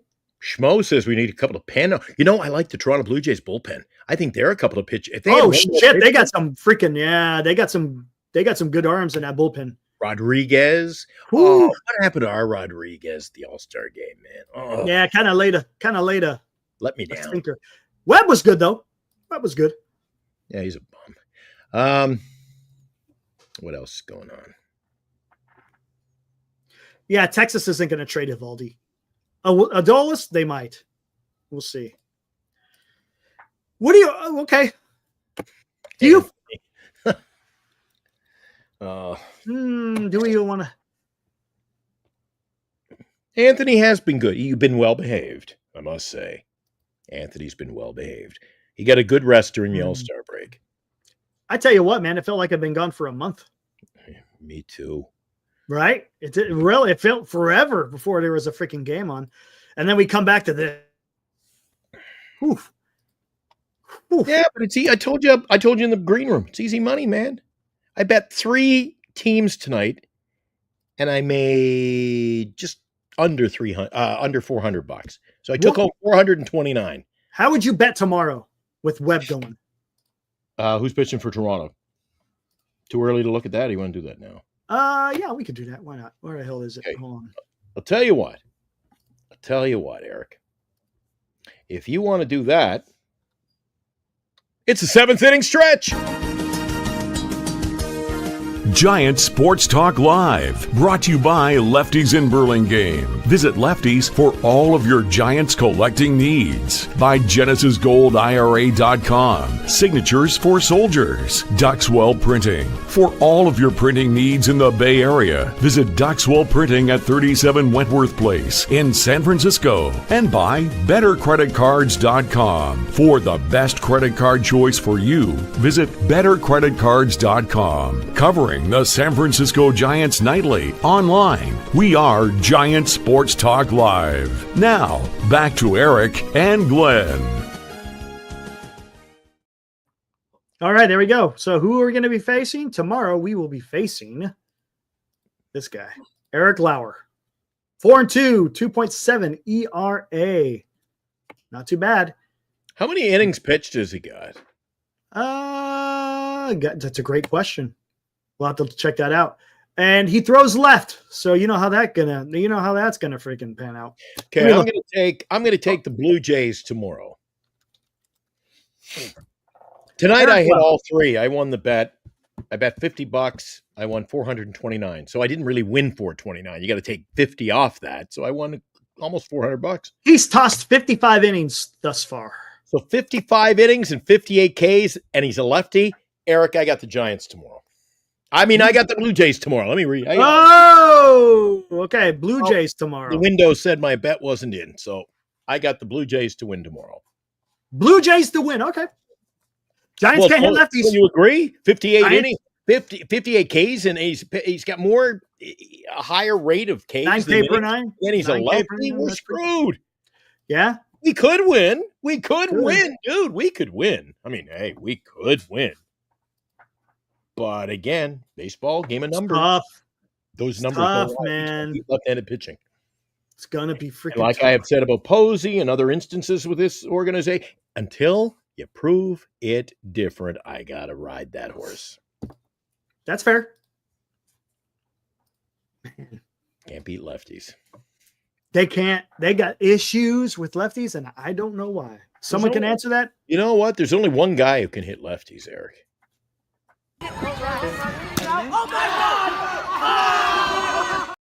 He can hit lefties. He can hit lefties. You know what? I And guarantee you, tomorrow you will see Wilmer Flores at first base. Your boy will be in there tomorrow at first base. Ooh, and a Matos will probably be in right field. All right. But see, this is, you know what? I love when Wilmer's in there, and I'm willing to go to bat for you. I don't really care. Matos is in, he's not in. I really don't care. I think right field is an issue that's got to be dealt with, period. Mm. But this is part of the problem. What is will the real Giants stand up? What is this lineup? Hey, you can play today. Oh, it's a lefty, so you're in. We're back to the old I call this Farhan baseball, and I do not like it. Problem is, who else do you have to play right field? Right? That's the problem. And who else do you have to play left or say first base?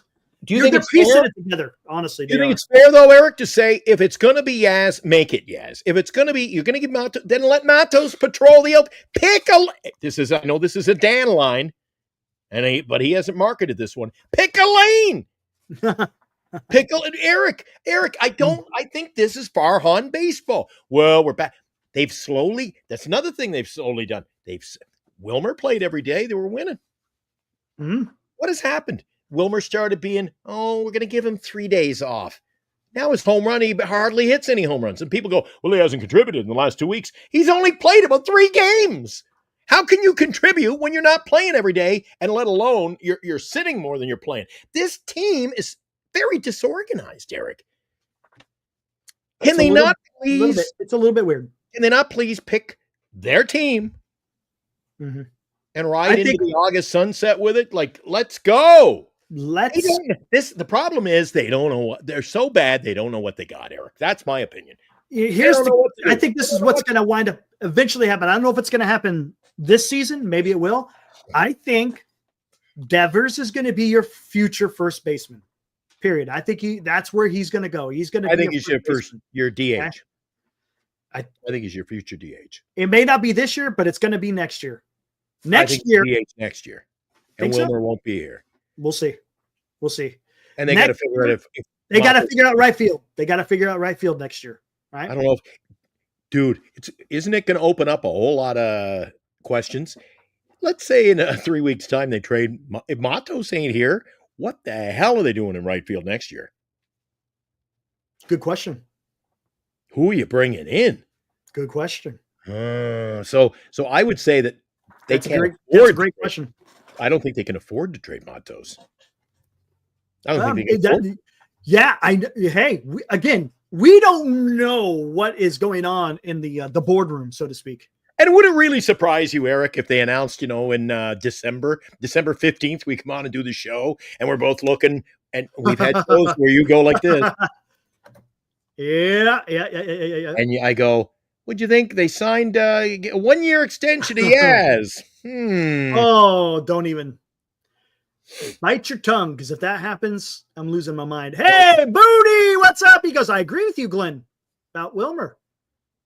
There you go. Giants don't have that chemistry right now. There's a guy who understands baseball. I don't know who he is, but Booney, you understand baseball. You can't come. I've said it for 2 years. You can't come to the ball yard and say, I know you had 3 home runs yesterday, but today you're not playing. Dude. And then they go this lefty righty. And I feel that when you do that and you platoon and you're chasing, you're trying to cheat the system and play Farhan baseball. And this gives us, a 0.1% more chance. I hate that shit. Yeah. And the other thing the Giants have done, and they continue to do it, Eric, and the thing that really pisses me off about changing the lineup is I said it about 2 weeks ago, and I'll say it again. This team looks to the past to win in the future. And what I mean by that is if Lee turns it on this week, batting 6th, batting 7th, batting 7th, batting 6th, he'll get hot. Your leadoff man is Jung-Hoo Lee. They move. Oh, he had a good night last night, so he's got a. So it's like Little League. Eric, you had a nice game yesterday. So you were here at the ballpark first. You can bat leadoff. Like, what are you doing? Pick a lane. Find a spot, and that's where he plays. Not, well, he got 3 hits last night. What would you say? Where would you bat him right now with the way he's playing? Where would you bat him? Leadoff. Yeah. Right now, the way he's batting, you bat him leadoff? Okay. Marty thinks the same thing. Marty thinks the same thing. I don't know. I think he's too good to be batting 6th, 7th, 8th, 9th. He's too good to be there, but he's not strong enough to bat 2nd, 3rd, 4th, 5th. I think he's your leadoff. I think he's your option at leadoff. He's a better option to me than either Ramos. Ramos is your DH. And why they would ever, you answer this. Do you like Yastrzemski leading off? I don't know what he brings to the table as a leadoff hitter. When he won't go and steal. Eric, my idea of getting a guy on is getting him in, getting him over, getting him in. And they don't have a guy that they can do that with. I know. I mean, it's broken. This is broken baseball to me. It always. They gotta get a couple of damn pieces, man. Some of these guys are new to the channel. Maybe they've changed their names. If you're new to the channel, Eric, I implore you to tell them. Have I not said when we were up about 13 games above 500, I said, this is a 500 ball club. You've said that. Well, very well could be because a lot of people are starting to chime in along those same lines. So, oh, wow. Hold on. My Hot Pockets ready? Hot Pockets. Yeah. My Hot Pockets aren't ready. Dinner of Champions. Well, you got to do what you got to do, Eric. Yeah, exactly. Check this out. What did I have earlier? What was that stuff called? Panda. Oh, I had Panda Express. Check this out. Panda Express is damn good. Oh, it's damn good going in. I didn't know if I make it through the whole show. The Beijing beef is fantastic. The egg rolls. My colon may be playing Flaming Swords in a few minutes, and I may disappear. The chicken egg rolls, fantastic. Woo. All right, here we go. Oh, I just had teriyaki. Which guy would you rather have? No, I'm not playing this silly game again. Yeah, I love it. It's fun. Who would you rather have? Almost the same amount of games. I don't know. Who would you rather be? The Beatles or the Rolling Stones, Eric? Right, there batting average is the same. Batting average is the same. Home runs about the same. RBIs a little bit more on the right. Stolen bases, same. On base percentage, the guy on the left. Slugging, the guy on the right. OPS, the guy on the left, barely. OPS, they're both almost identical. I'm going to say Jung-Hoo's on the left and Yaz is on the right.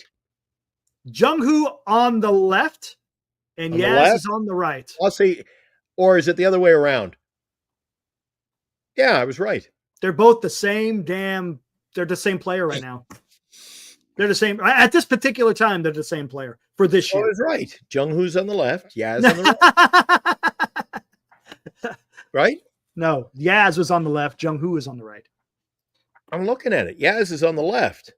Yeah, Yaz is on the left. Jung-Hoo is on the right. But he's looking at me at the left, so he's on the right, right?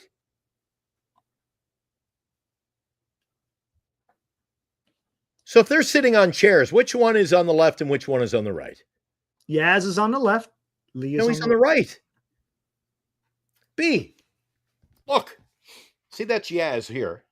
and that's Jung Hoo Lee. Yeah. So if they're in the studio, which one's sitting on the right side and which is on the left? I think it's Yaz on the left. If we're looking at them, There's Yaz and there's Jung Hoo. So I invite them in, right? They're in our studio right now. I sit down. There's Yaz, and there's Jung Hoo. Who's on the right? Who's sitting on the right? I guess Yaz is on the right. Yaz is on the right. There you go. Thank you. Finally, somebody with sense. All right. if you're looking at the computer screen, who's on the left? Yeah. Yeah, but it's a reverse negative. So on the screen, Yastrzemski's on the left side, but they're the he's same on the player. right. They're the same fucking player. God damn. What is going on? I'm just What is going on? I'm just Good being Lord, man. I'm just being what's the word? What am I being? Brittany says I'm being difficult. I'm being pedantic. But no, what I'm saying at this particular time, they're the same player. Yeah, I agree. But I still think Jung Hoo Lee is your starter. Is your he's going to play. Somebody asked, would you trade him? Now here's the question: who has the better upside? Jung Hoo Lee, I think, has the better upside. Yeah. Jung Hoo Lee has only played a half a season in Major League Baseball. Yeah. Right around. He hasn't got a season under his belt yet. Yaz getting a little long in the tooth, Eric. Yeah, just a little bit. Yeah.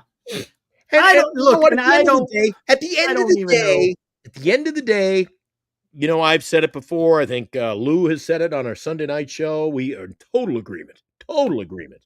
There's a love affair with players. Oh, yeah, no doubt about it. Is it because you can pull out, stats or a baseball card from 1968 and say, oh, look at that name. Yastrzemski. Ooh, Yastrzemski. Can you spell it? Giant fans can spell it. So can Red Sox fans. Why? Look at the family. Here's a question, though. Here's a question. I think if he was playing anywhere else, they would have said. How many fans would be upset if Yaz went away and the Giants were able to trade for a better right fielder? You think people would care? Honestly, I don't think so, man. I don't think so. You've asked some silly questions, Eric, and that's the problem is. The problem is, it's the organization has a fascination with said player. Yes, they have a love affair. Do you remember? We got our buddy there in Boston. He'd remember it. Justin? Yeah, Justin. He's a Red Sox fan. I always equate it to Panda ends up playing in Boston, and he's so big around the britches there, they couldn't. His belt popped on a swing. It blew up. But then we had to get him back, Eric. We had to bring him back.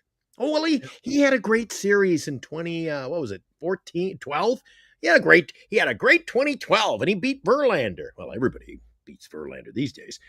But why do you have this nostalgia? Well, when Pablo came back, you know how much they paid him? Like nothing, like league minimum. Like nostalgia. I hear so many people that criticize. Yeah, it was. Hunter Pence was good in this organization, but did you have to bring him back as broadcaster? What's the nostalgia? I don't care for us. Who was on tonight? Oh, Javier Lopez. And I don't like Javi Lopez either. You don't care? I don't mind him. Oh, I don't like Javi. In fact, 9 times out of 10, like tonight, I made it through about 3 innings. Then I watched Rogers Sportsnet. I watched the Blue Jay game. Nice. I learned more. Dude, I gave up tonight when about the 4th play that you and I could have made from Little League on up. That was what a remarkable play by Matt Chapman. I go, stop with the building this team up to be something it's not. Come on. Well, see, the way I look at it, bigger fish to fry. I said this earlier, bigger fish to fry than what the broadcaster, right? You know what I'm saying? Yeah, but they're calling the game. Yeah, I know. What a smart play there by Chapman. Yeah, if it wasn't for Adamas doing this like a first baseman and looking at him like, what the hell are you doing? He gave him the stink eye after that throw. The ball would have been out in the left field line, Eric. Did you see that play? No, I missed that one. Oh, he almost threw the ball away. Instead of taking the out at first, he swiveled. He tried to get a guy at third. The guy was safe. But you're talking about Chapman. We tried to. Yeah. I saw that one. I know. But on the replay, they show the pick, and Adames goes. He just gave him the stink eye. Nice. Yeah, well, you know what? He tried to catch him coming off the bag. Anyways, I tell you what. What does this make? What does this say? Glenn, they're not going to shit on the players. They're talking about the announcers. See, that's why I would rather watch Sportsnet New York. But they don't shit on the players, though, do they? The Dodgers broadcast. You think the Dodgers, arguably the second biggest market in baseball? Dude, the guy stinks. They say, he stunk tonight. Or the Mets games with Keith Hernandez, they call him mean game. But you know what? They're like our channel, Eric. They call it the way it is. You know how many times I'm watching the Giants games, Eric? And, dude, I'm sick and tired of, you know what? If it means bring in the goddamn robot umpire, bring him in because I'm tired of, oh, my God, that was a ball and they're getting shut up. I got to ask with the balls and strikes. I got to warm up the coffee because this is going to take, because I got to ask you a question about the All-Star game. Oh, see, I had to mention the robot umpire. I had to mention. Timeout. What did you guys think about it? Do you like the umpiring in the All-Star? Do you like going, I want to replay? Because it seemed to work, and I don't know what Eric's going to say, but it seemed to work. Oh, jeez. What a long show. Eric says, we won't go more than an hour. Of course. Of course we do.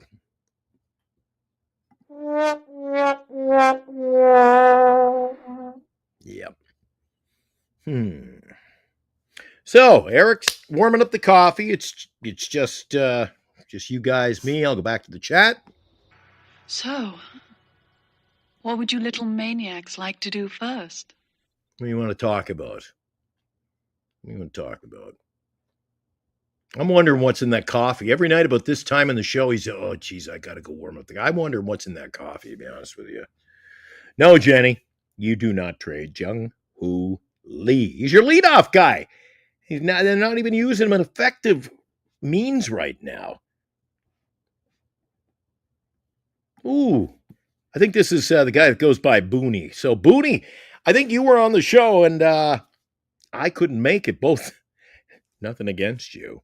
Couldn't make it both nights. Locked on A's, Booney. Glenn, you are 1,000% right. The announcers need to mirror what the fan feels.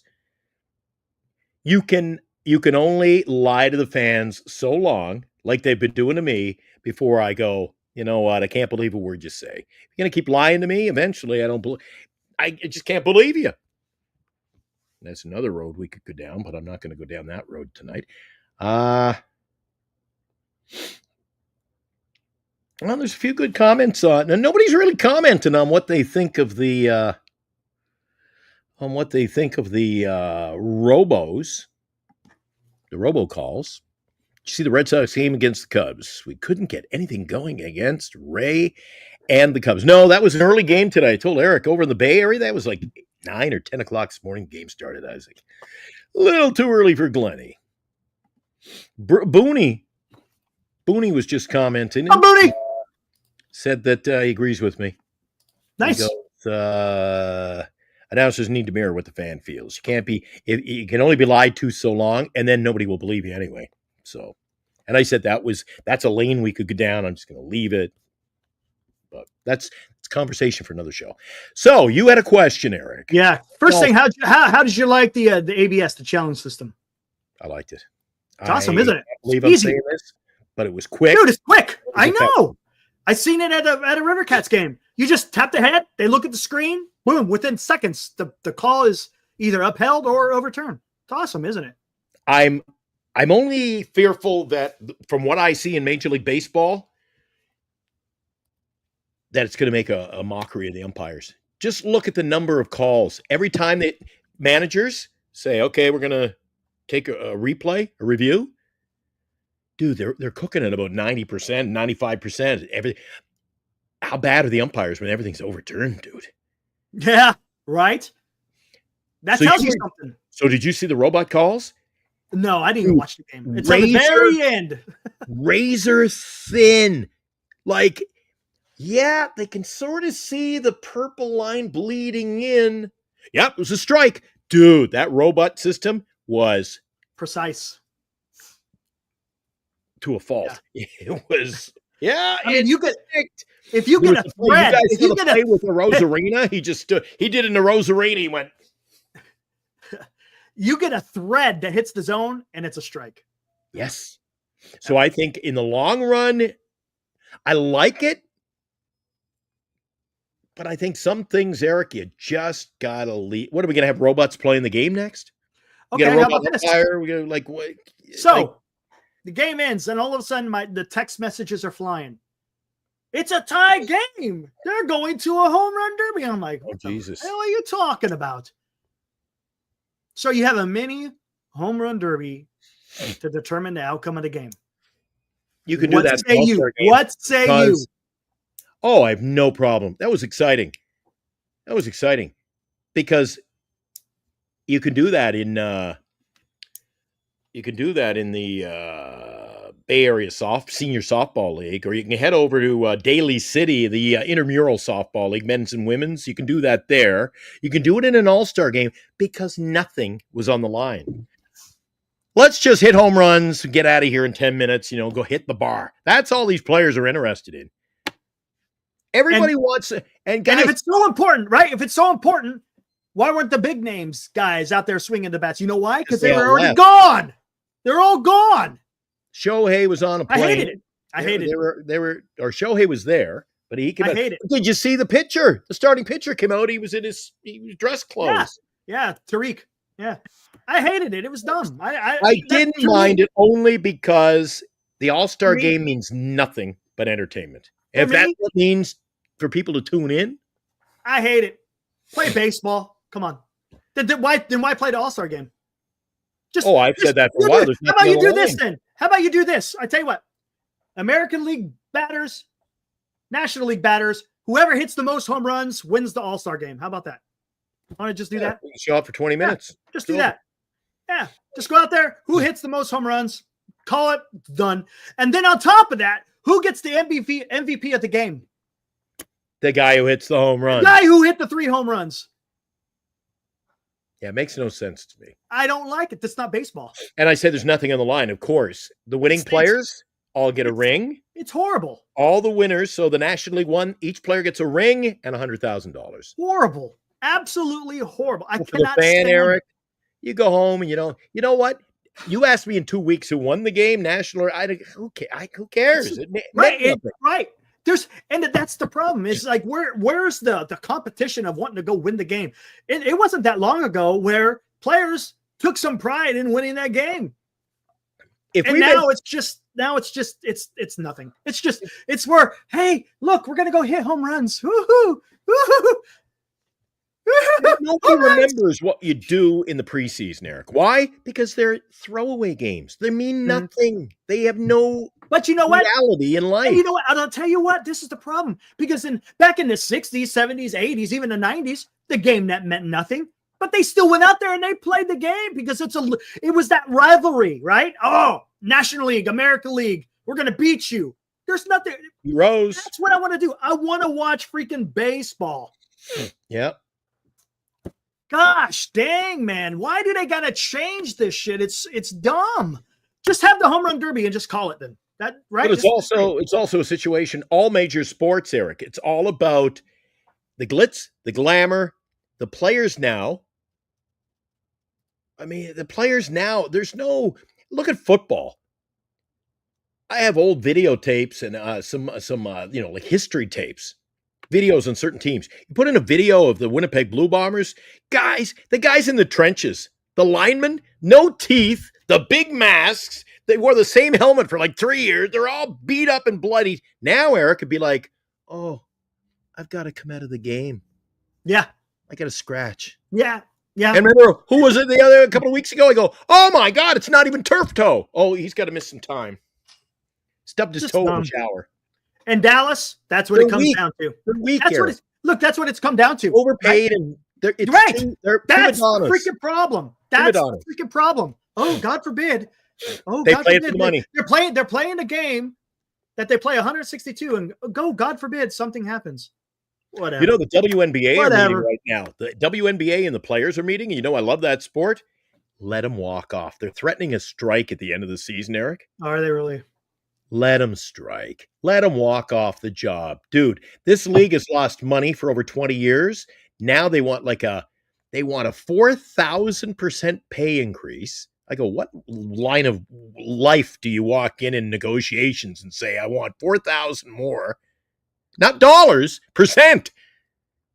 You know, the player who makes 125,000 should be making like 2.5 million, and then they want profit sharing, 50%. I'd say bye-bye. And they want to play less games. They go, the schedule's too long. So you want more money and play less games. Play less games. Nice. What the? You know what? Again, and I watched the I have money on it. So tonight was the All-Star Challenge, right? The skills, the 3 points, all that. I picked the winners in both. And dude, what is it about they had the orange, they have the red carpet in the W, their color is orange. So they have the orange carpet runway all day. I'm like, holy crap. Dude, if I showed up, I'd be like Matt Stairs. I'd have a pair of work boots and a ball cap on, and I show up and I'm here. They were wearing mink coats and glasses, and dude, they had outfits that should be, I mean, you shouldn't be allowed to show that much skin on television. And I'm like, what? Like, again, I was watching that today. Very similar, Eric. Very similar. I'm like, this isn't basketball.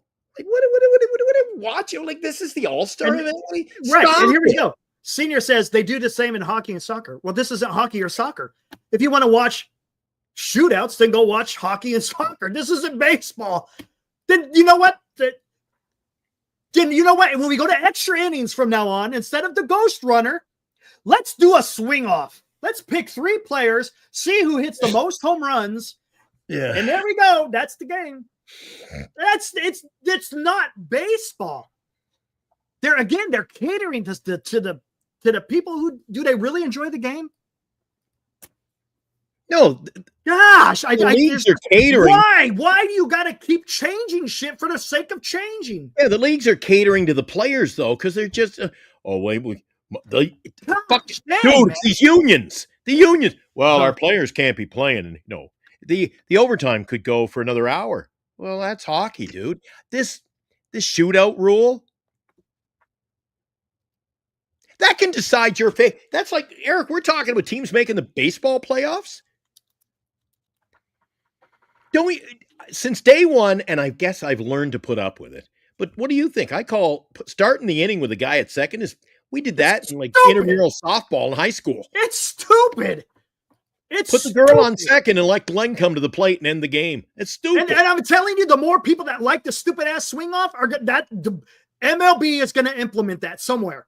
They already tried to float the golden at bat.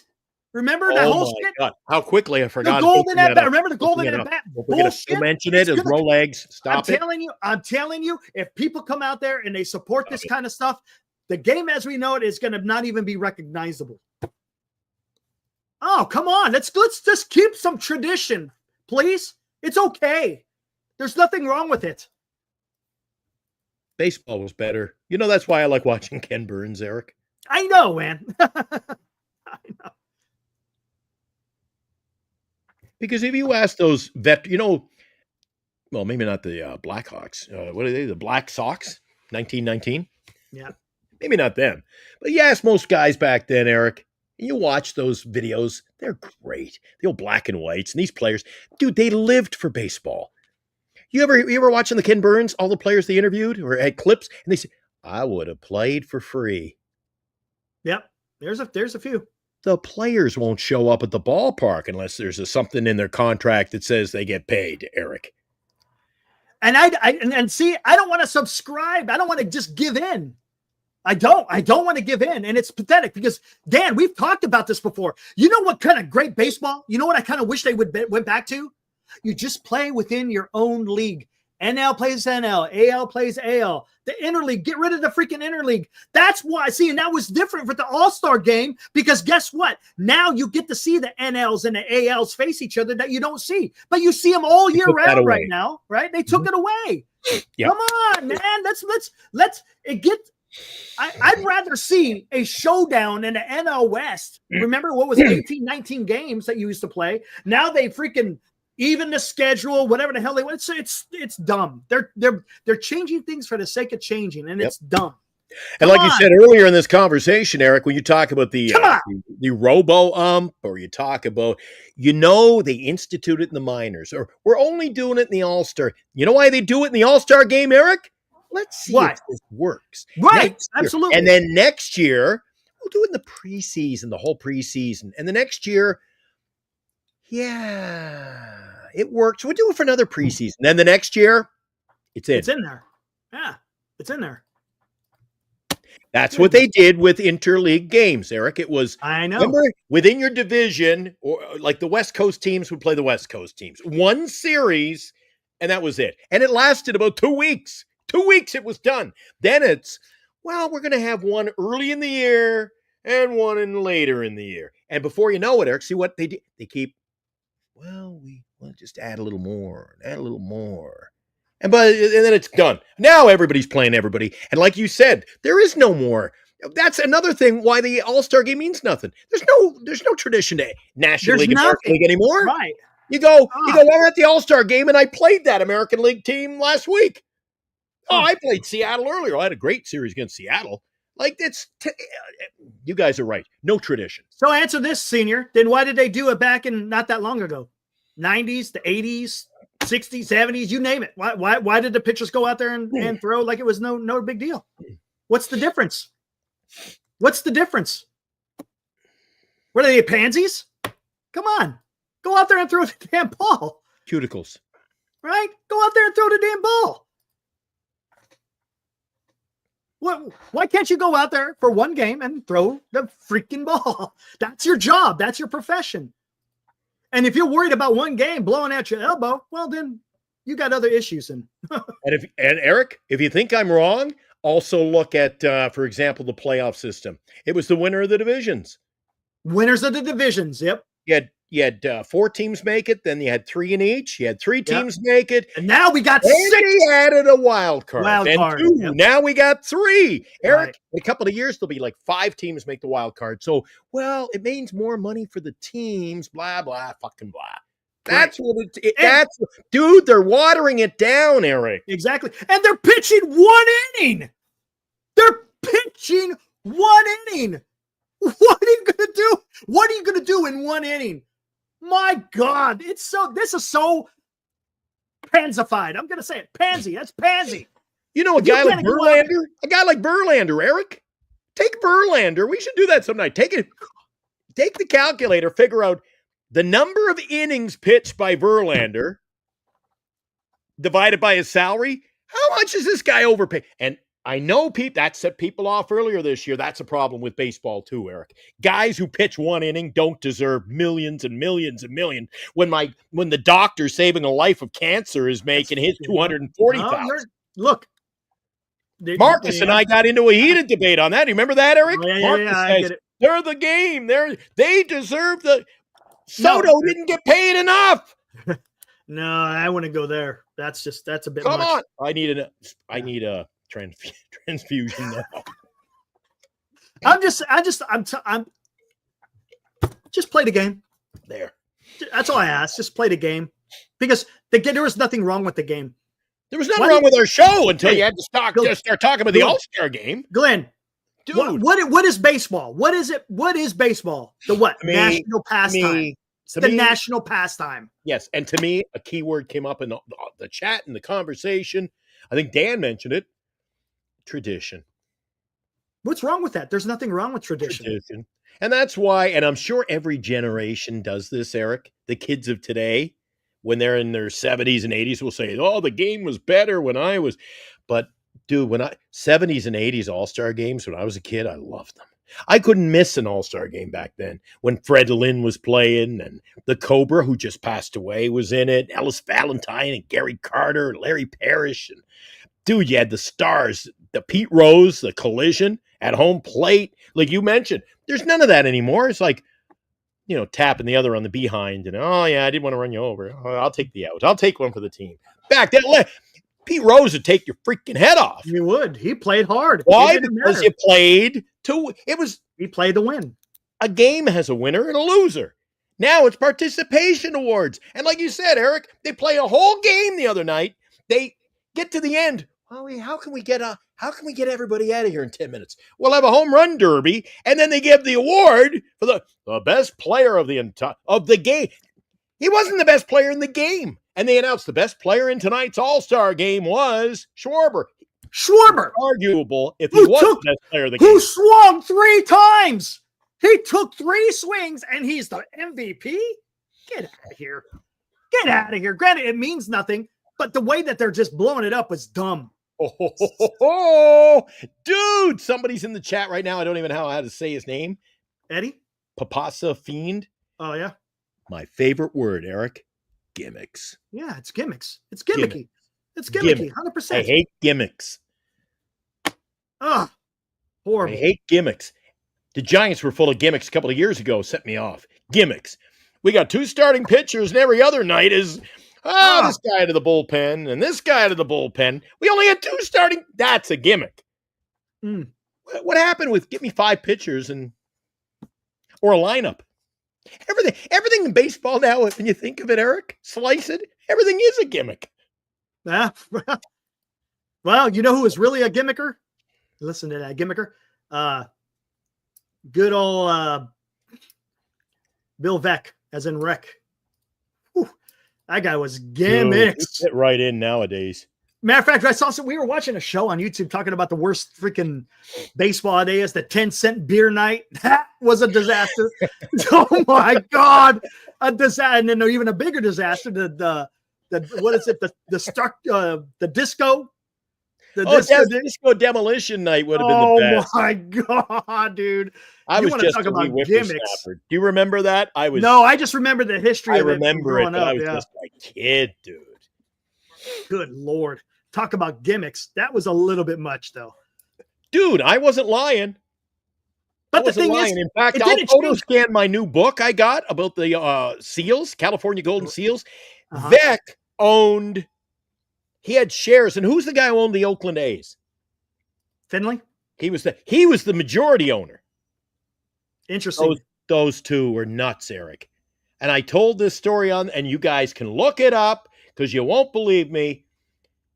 The California Golden Seals, when they played in Oakland, none of the players would go to the dressing room at the end of the second period, to take off their jerseys and towel off. And some of them would shower between periods because they brought out a girl and all she was wearing was skates.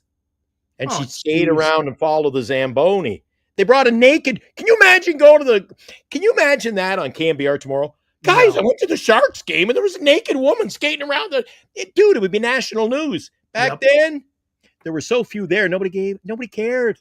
And I'll tell you what, here's another thing. Talking about the gimmicks with Bill Veck, but what didn't it affect? Those gimmicks were off-field stuff. It wasn't on-field, right? Now, he did do some weird stuff where, vote for, what do you want the batter to do? That is interfering with the game a little bit. I'll have to bring out a couple of my baseball cards. I've got a couple of cards, and they might be. I'll show you some tomorrow. I got the massive collection. I may have to go down the hall to the other room to find them. I got pictures of Chet Lemon with the big nose sliding into second base. He's wearing a pair of black shorts. Hey, there you go. They wore shorts, Eric. I remember that. That was wasn't that the That like was they wore a dress shirt. Chicago White Sox. They've had the collared shirts. Yeah. Lemon. They wear the black and white jerseys and shorts, Eric. They play in shorts. Again, beer league stuff. Gimmicks. Hold on, I got to see something. And every team in baseball is Eric, they've tried everything. And you know why? You know why there are too many gimmicks, Eric? Mm-hmm. You know why there are too many gimmicks? You know what? Want an example of gimmicks? You cannot go to a game anymore without. It's Pink Hat Day, Eric.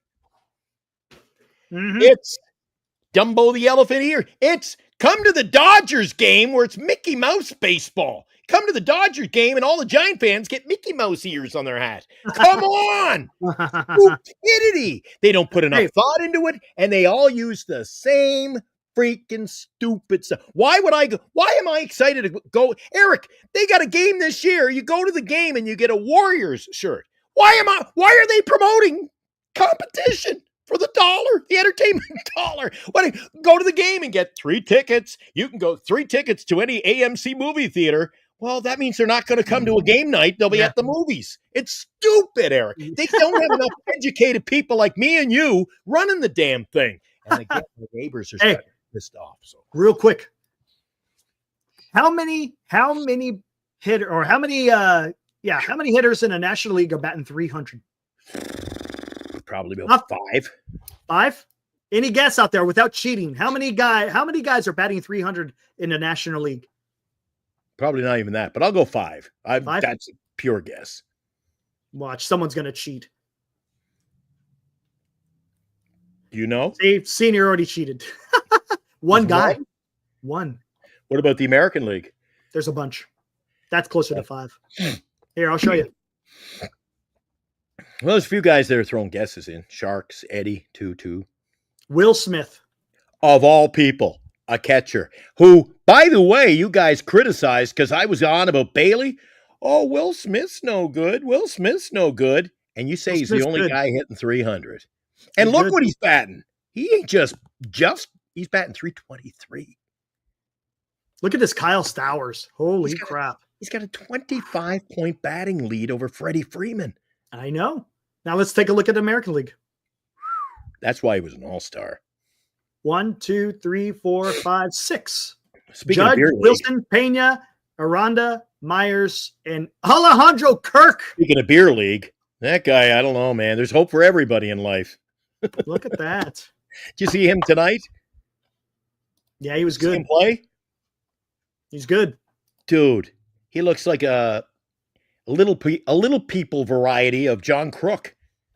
Yeah. Doesn't he? Does. Short and he's stocky, man. Built like a He's fire. shorter than Crook and he's bigger than him. Dude. Dude. But he gets the job done. Oh my gosh. He can hit. He gets the job done. Did you see Bailey's hit? That's why I was on. I didn't get into it earlier. I said to you, we had 11 hits. We really didn't have 11. We had at least 10 because that wasn't a hit that Bailey got down the third. He had a big swing and it went. Oh, someone did that on the damn the Blue Jays too. Did you see it? They hit the same. It was almost identical. Swung for the fences and it was a little dribbler to the third base line. You got to cut that artificial turf. Get up the. Oh my gosh. Yeah, those things you ever? Well, you have the backyard. See, I don't have my own backyard living in the condo. When I was a kid, we had, what shears are? Yeah. Yeah. Okay, son, you got to shear the hedge. An hour later, there was no hedge left. More. I would not make a good barber. And the push freaking don't lawnmower. Tell me about the push lawnmower that would go. Yeah. It had no motor. No motor. No, you know what the motor was? You just had 2 legs. The rounded blades. Your 2 legs. Dude. I'll show you a picture of my homestand with that. I lived on such a big property. We had a ride-on mower, and by the time you finished mowing, you had to start at the other end again. Oh, man. For 5 days to mow the lawn. Wow. Yeah. Bird says, how about Buster on KMBR poo-pooing away the massive LAD or Los Angeles Dodgers fan contingency at Oracle? And so nonchalantly saying it didn't bother him. What can you do? How is that his fault? You can't do nothing. If the person who bought the tickets decide to sell them, what are you supposed to do? I call poo-poo on that, Eric. If you go to Dodger, I sat next to at the ballpark just last week was how can you blame Posey for that? Dean went to the game in LA and he goes, Glenn, in due respect, a lot of Giant fans at Dodger Stadium. It's the same around baseball. It's just made into a bigger thing because it's Dodgers. Yeah. And you know what that also means, Eric? You know what it also means to me as a guy who goes to a lot of games down the street? I'm there. I'm there more than most of you. That means that those empty seats just happen now to have Dodger fans in them. Yeah, correct. Right. And you know what? I guarantee you, the guys who had the tickets and they sold them probably made it pretty. And they wouldn't be there anyway. Yeah. So, I mean, that's not the fault of the president of baseball operations. You think he gives a shit about who's selling tickets to who? He's worried about the club. He's worried about the club. If you know who you need to be talking to, go talk to freaking Greg Johnson. Go talk to Larry Bayer. Buster Posey don't give a shit about who the hell's in the damn stands. Come on. We're just get pissed off until you're fan. How about instead of telling your fans to get your butts in the seat, how about if you build it, they will come. Yeah, there you go. How about win how about win more than 3? What have they won, Eric? What's our longest win streak this year? I don't know, to be honest with you. I don't know what the longest win streak is. Maybe 5? No, in the beginning of the season, right? Because remember they went 8-1. I just can't remember. Everybody's talking about the Dodgers series. Let's talk about. There are a few games over. What are we? What are we now? Eric? What's our record? 6. I think it's 6 games above 500. So we're 6 over. I don't want to be a negative Nelly here, but Eric, you wait till the show. I'm coming in with bells and whistles and horns, and I might come in. It might be like New Year's Eve on the show, Eric. When we hit 500, I'm going to say, "I told you so." Okay. I'm going to have streamers, the things you pop them and clean it up after the show. All right. Yeah. Well, maybe I have to clean it up, but I'll still do it. Oh my gosh! And look, hey, Buster Posey, depending where the team goes, is going to make the team better, right? My God, he freaking got you Devers, man. What else do you need to happen? Pitcher, a couple of hitters. Somebody said we need 2 more arms in the My God, why? What is going on here? Look, and they seem to have added a lefty. Who's this guy you said pitched well? Who's this lefty, Eric? I didn't even know his name today. Matt Gage. He did okay. Who the hell is that? Johnny Gage? I thought it was Johnny Gage from Emergency. He was okay. You know what? Let's see what happens. Matt Come on, but let me get back to this. My God. Come on. Matt Gage in the bullpen. Holy shit, dude. Holy shit. He got you Rafael Devers, a top 10 bat in the league. Come on, man. We're getting close to the trade deadline. He's not done. Says, just give me a 200. What the hell does he have to do? Yes, the team has to step it up. I get it. I understand it. But maybe he's got to hit the weight room and suit up, Eric. Did you ever think of that? Maybe that's what he got to do. Good Lord, man. No. You guys are tough, man. Look, I was shitting on the Giants when they were shitty, but right now they're hanging in there. Okay, Eric, this is the good thing about 2 guys having a show. I'm going to ask you another question that I'm going to go on record. We'll go on record Friday at 10:43 on July 18th. And I'm only talking about a matter of weeks. Will this team be a 500 ball club? No, I think they'll be above 500. I think you don't think they're going to ever hit? We're not going to hit 500. No, I think we'll stay above 500. I think we're going to hit 500, Eric. Okay, that's fine. I think you're sadly mistaken, but you're entitled to your opinion, as wrong as it may be. You're entitled to it. I'm not going to argue it. Will they make the playoffs? That's a different story. They will play 500 baseball at some point. Maybe not even finish. Maybe they'll finish above 500, but they will. The night is going to come when I go 500. Okay. People were saying 2 weeks ago, they're 13 over. Of course they're not going to be. 6 over, Eric. Mm-hmm. Correct. Yeah. It's like the stock market. We're going the wrong way, Eric. We'll see. We'll see. But I just don't understand. I don't. Look, if you think that Buster Posey's done adding to the team, I think you guys are wrong. And you don't think they're going to make the? Or you think they're going to make the playoffs, or you don't think they will? I don't know. If they don't do nothing at the trade deadline, they don't make it. They don't. They have to add 2 players. They got to add a pitcher and they got to add a bat. I think regardless, they don't make the playoffs. I think as your friend and my friend, or all of our friend, our buddy, our good pal, Montague would say, the Giants making the playoffs is not a sound investment.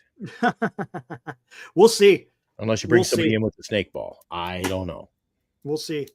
I still, look, if they stand pat the way they are, I agree, Abraham, but nobody listens to me. Oh my God. What happened to all you guys saying that 35-year-old pitcher would be a bust? Yeah, we got to bring him one who's 42. How's Sagano doing, by the way? Sagano, everybody in the chat has been saying trade for him. Oh, really? Let's see. What is he doing? Let's see what. I don't even know what the hell's this. I don't even know his name. Here, let me just look up Sagano. It's Tamayuki. There it is. Okay, Tamayuki Sagano. He is 7-5. A 4.4 ERA. Hey, there you go. Justin Verlander version 2. I got to argue, Eric. Baltimore's got 7 wins in the win column. How many? Look at his ERA. How many did Verlander get him? How many wins has Verlander got? He's got no wins. But look at the ERA. Tommy Segura, he's got 7, Eric. Yeah, 7 and 5. Look at his ERA. Because his team's batting behind him. What's Verlander's ERA? It's not much difference. 4.44. You told me he was at like 5 something? No, 5. 4.99. 4.99. So now you're shitting on a guy who's got a 4.44 ERA and going, oh my God. Yeah, I am shitting on him. I don't want no 4.4. He's 7-5. I don't want no 4.4 freaking ERA. What's the difference? I'm okay. I agree with you, but don't lie. Don't argue about the stats. He's 7-5, and Verlander's like, it means nothing. Verlander's like, for 2 years, man. It means nothing. Anybody who knows baseball, including Buster Posey, should have been able to look at last year's stats and not make you go, he was injured. Well, if you're injured at 41 years old and 42 years old, dude, it ain't going to be a success this year. I agree. God, I'm working up a sweat. Now what do you got? Verlander and Sagano. Game started. Sagano 18, Verlander 15. Innings pitched, more for Sagano. There's your win-loss. ERA 4.7, 4.4. Now it's inflated. ERA plus 83, 88. Strikeouts. Verlander's got more strikeouts. K percentage. Verlander strikes out more. Walking, right about the same. They're the same. Their stats are about the same. The only problem is Sagano is worth more to the ball club than Verlander. Because the team hit behind him. That's the reason. If the team is hitting behind him, you're going to get more wins, right? You know what? I'm not even going to use that excuse anymore. No more excuses. You even said it yourself. No more excuses for Verlander. You know what? Yeah, there is no excuse. There is no excuse. You think the Baltimore Orioles are swinging hot sticks over there and, oh my God, the greatest hitting team in baseball? They're hitting better than the Giants. Games and nobody wanted them. Well, they're hitting better than the Giants. You guys didn't want him. He's got 7 wins. And like Eric said, Eric, do you think you said the Baltimore Orioles are going to be trading everybody? Why? Because they stink. And he's got 7 wins on a team that stinks. And wins mean nothing. Wins mean zero. I'm going to bring that up. Dude, this is going to be the greatest. I keep saying it's going to be the greatest short. Now I've got it on record. So when we miss the playoffs by 1 game, I'll go, Eric, doesn't matter. Wins meant nothing. We missed the playoffs by a game. Not for a pitcher. Wins mean nothing. Wins for a pitcher as a stat means nothing. It doesn't. Wins for if as he a doesn't stat win, means he's not nothing. contributing. It means nothing. It means nothing. You and I will never agree on that. Dude. It means nothing. I used the example. What if Verlander today? Let's look at an example. What if Verlander threw 7 innings, allowed 2 runs, had 7 strikeouts, but the Giants scored 0 runs? Whose fault is that?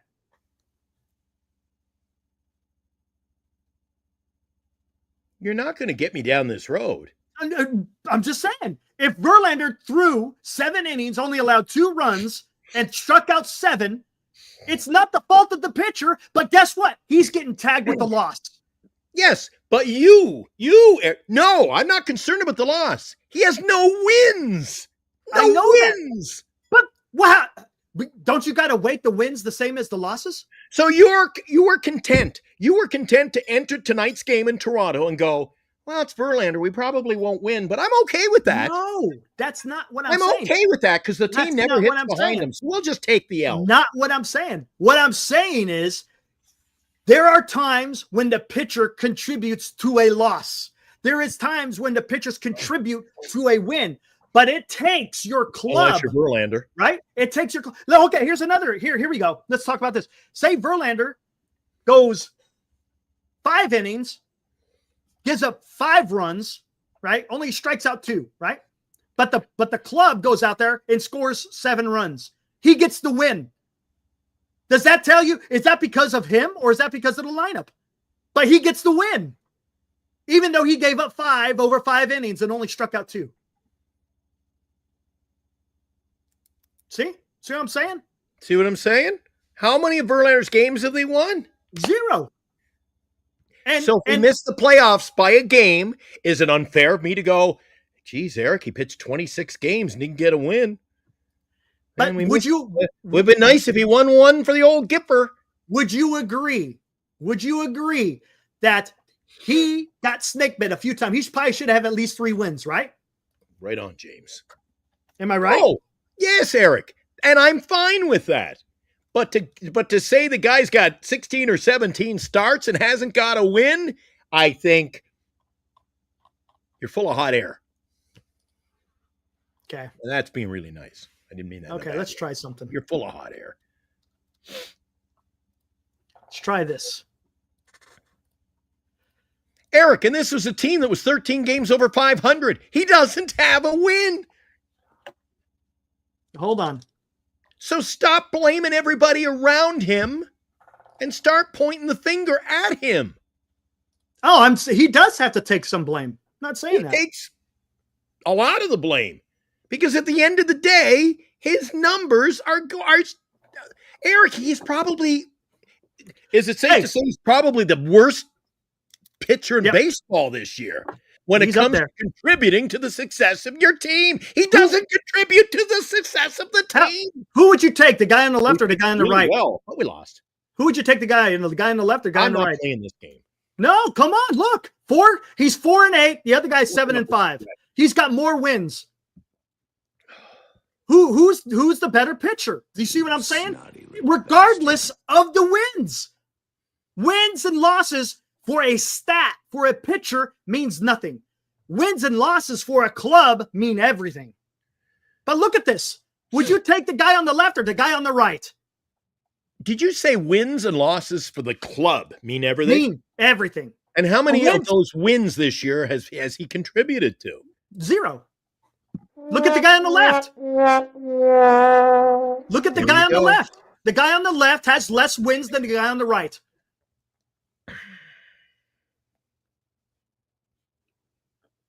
Four and 8 to 7-5. So who's more valuable? Do you see what I'm saying? I'm not going to even show you who the guy on the left is. Wait a sec. All right. Neither one of them are Verlander. Nope. So how can we be having a debate and because you're talking about wins and losses? Verlander, you're talking about wins and losses. Who both have contributed to the success of their team. The one on the left, as you call it, the left, my right, 4 wins. The other's got 7. Who would you take? Would you take the guy that has 7 wins or you take the guy that has 4 wins? Why are you trying to twist this? The guy I'm not taking is Verlander. But you're talking about wins and losses. That's what you're going with. You're going with wins and losses. That's why I don't use it. If I'm Verlander's gone, I'd probably put the guy on your left. I'd take the 2.01 ERA. Absolutely. Absolutely. You would take Paul Skeens over Sagano. Yes.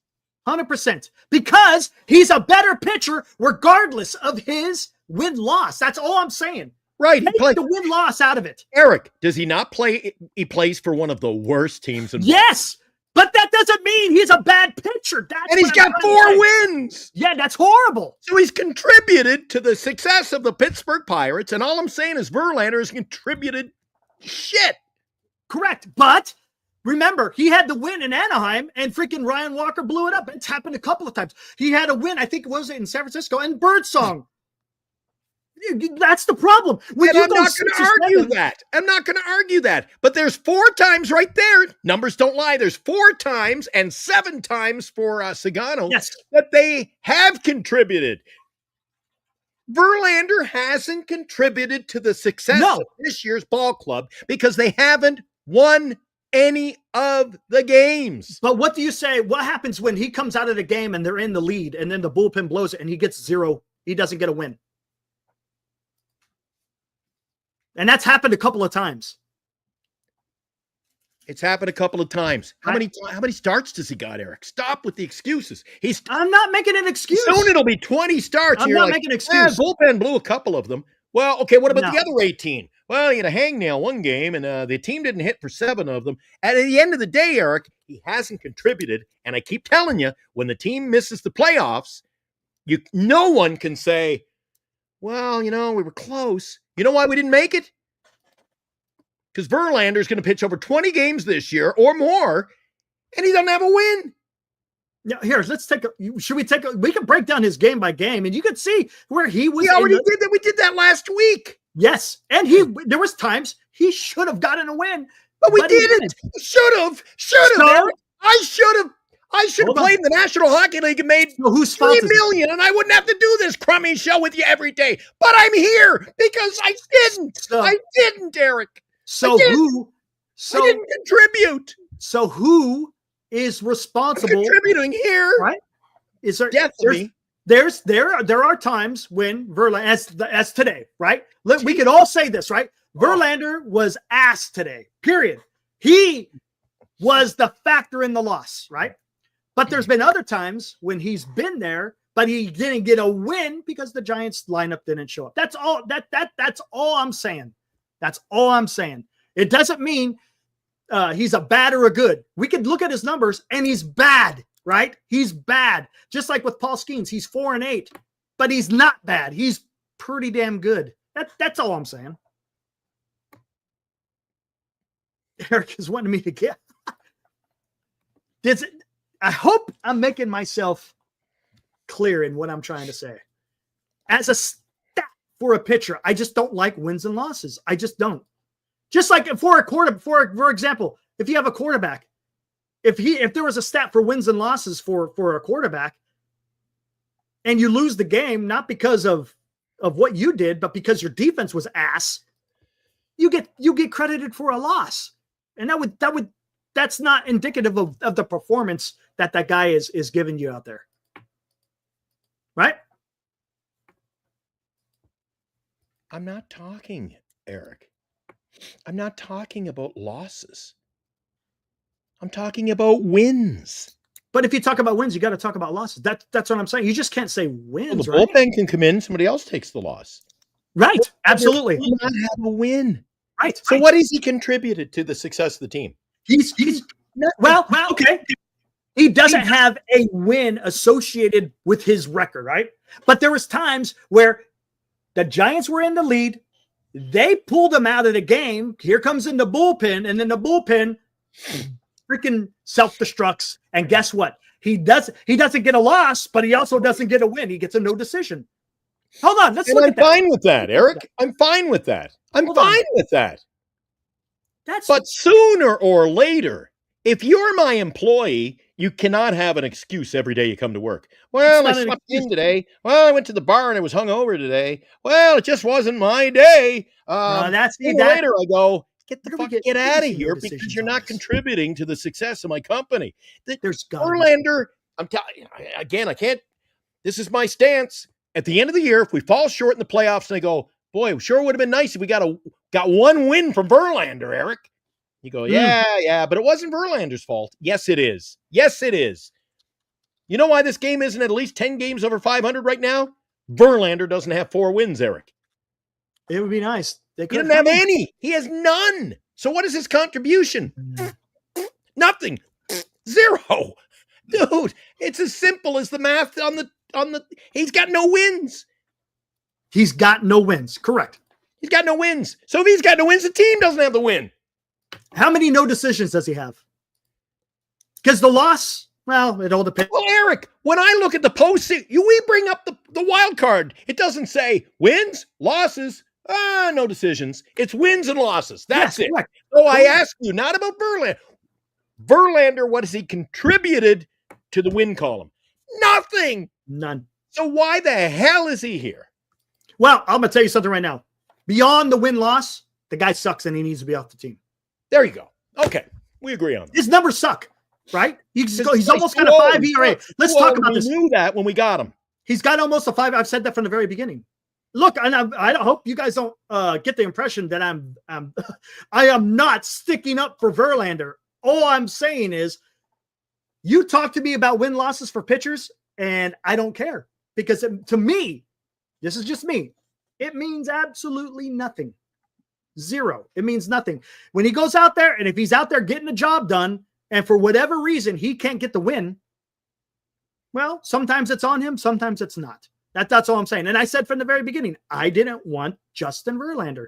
He's 42 years old, and you don't know what to expect. It's a wild card. Speaking of Verlander, did you get rid of Verlander here? No, he's in there somewhere. I can't find nothing in here anymore. There it is. I've fallen, and I can't get up. It actually says fallen. He fall in training camp, dude. Dude, I didn't like it. I hated it. Did you guys miss that? Fallen, and I can't get up. That is Justin Verlander. Yeah, it's 100%. Oh, hold on. Actually, you're a minute 11. early. Yeah, I'm getting close.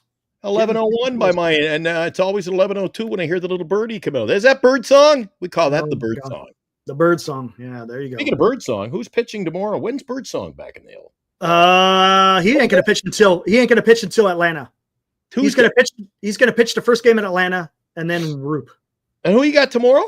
You got Webb, then Ray, then Roop, then Birdsong, Roop, and Verlander again. Birdsong. Oh, that's fine too. Roop, Birdsong. I thought it was Roop. Birdsong. Birdsong. Roop, and Verlander. The last game in Atlanta. Maybe. There's no. Maybe. Hey. Oh, maybe they can let him. Yeah. Maybe there'll be something different. We don't know. We'll see. Maybe there's a peanut vendor we can hire in Atlanta. Sure. Maybe we can get somebody from the WNBA, Eric. Hey, I tell you. They can probably pitch better than him. I tell you what. The ladies. Maybe. Well, no, that won't work. I'll tell you what. Anyone going against the Giants, even if you're a righty and you throw left-handed, you'll get some Giants out. Tomorrow's going to be a tough game. Let's talk about that. Eric Lauer going to go on the mound for Toronto tomorrow. Lefty has pretty good numbers. It's going to be tough for the Giants. I guarantee you'll probably see Matos and Flores in the lineup. You'll probably see Flores at first and, of course, Matos in right field. That's what it should be. Yeah. Let's get the heck out of here.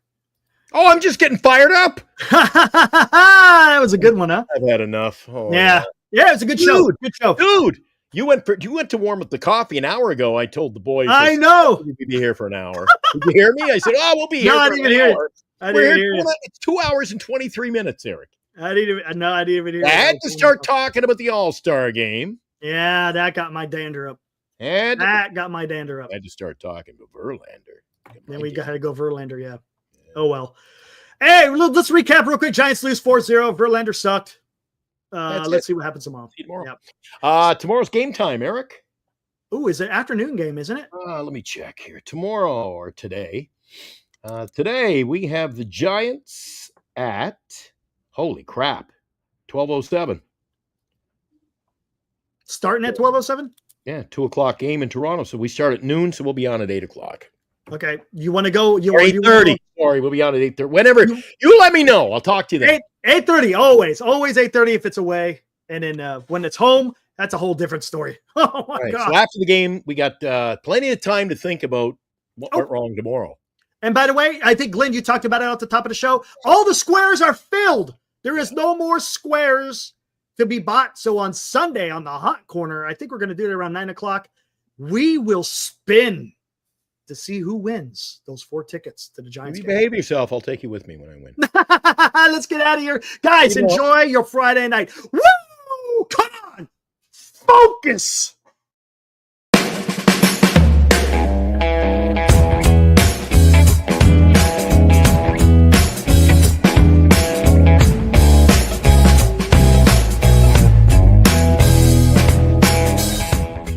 You've been watching Giant Sports Talk Live with Eric and Glenn, a Northern Lights Entertainment Broadcasting production.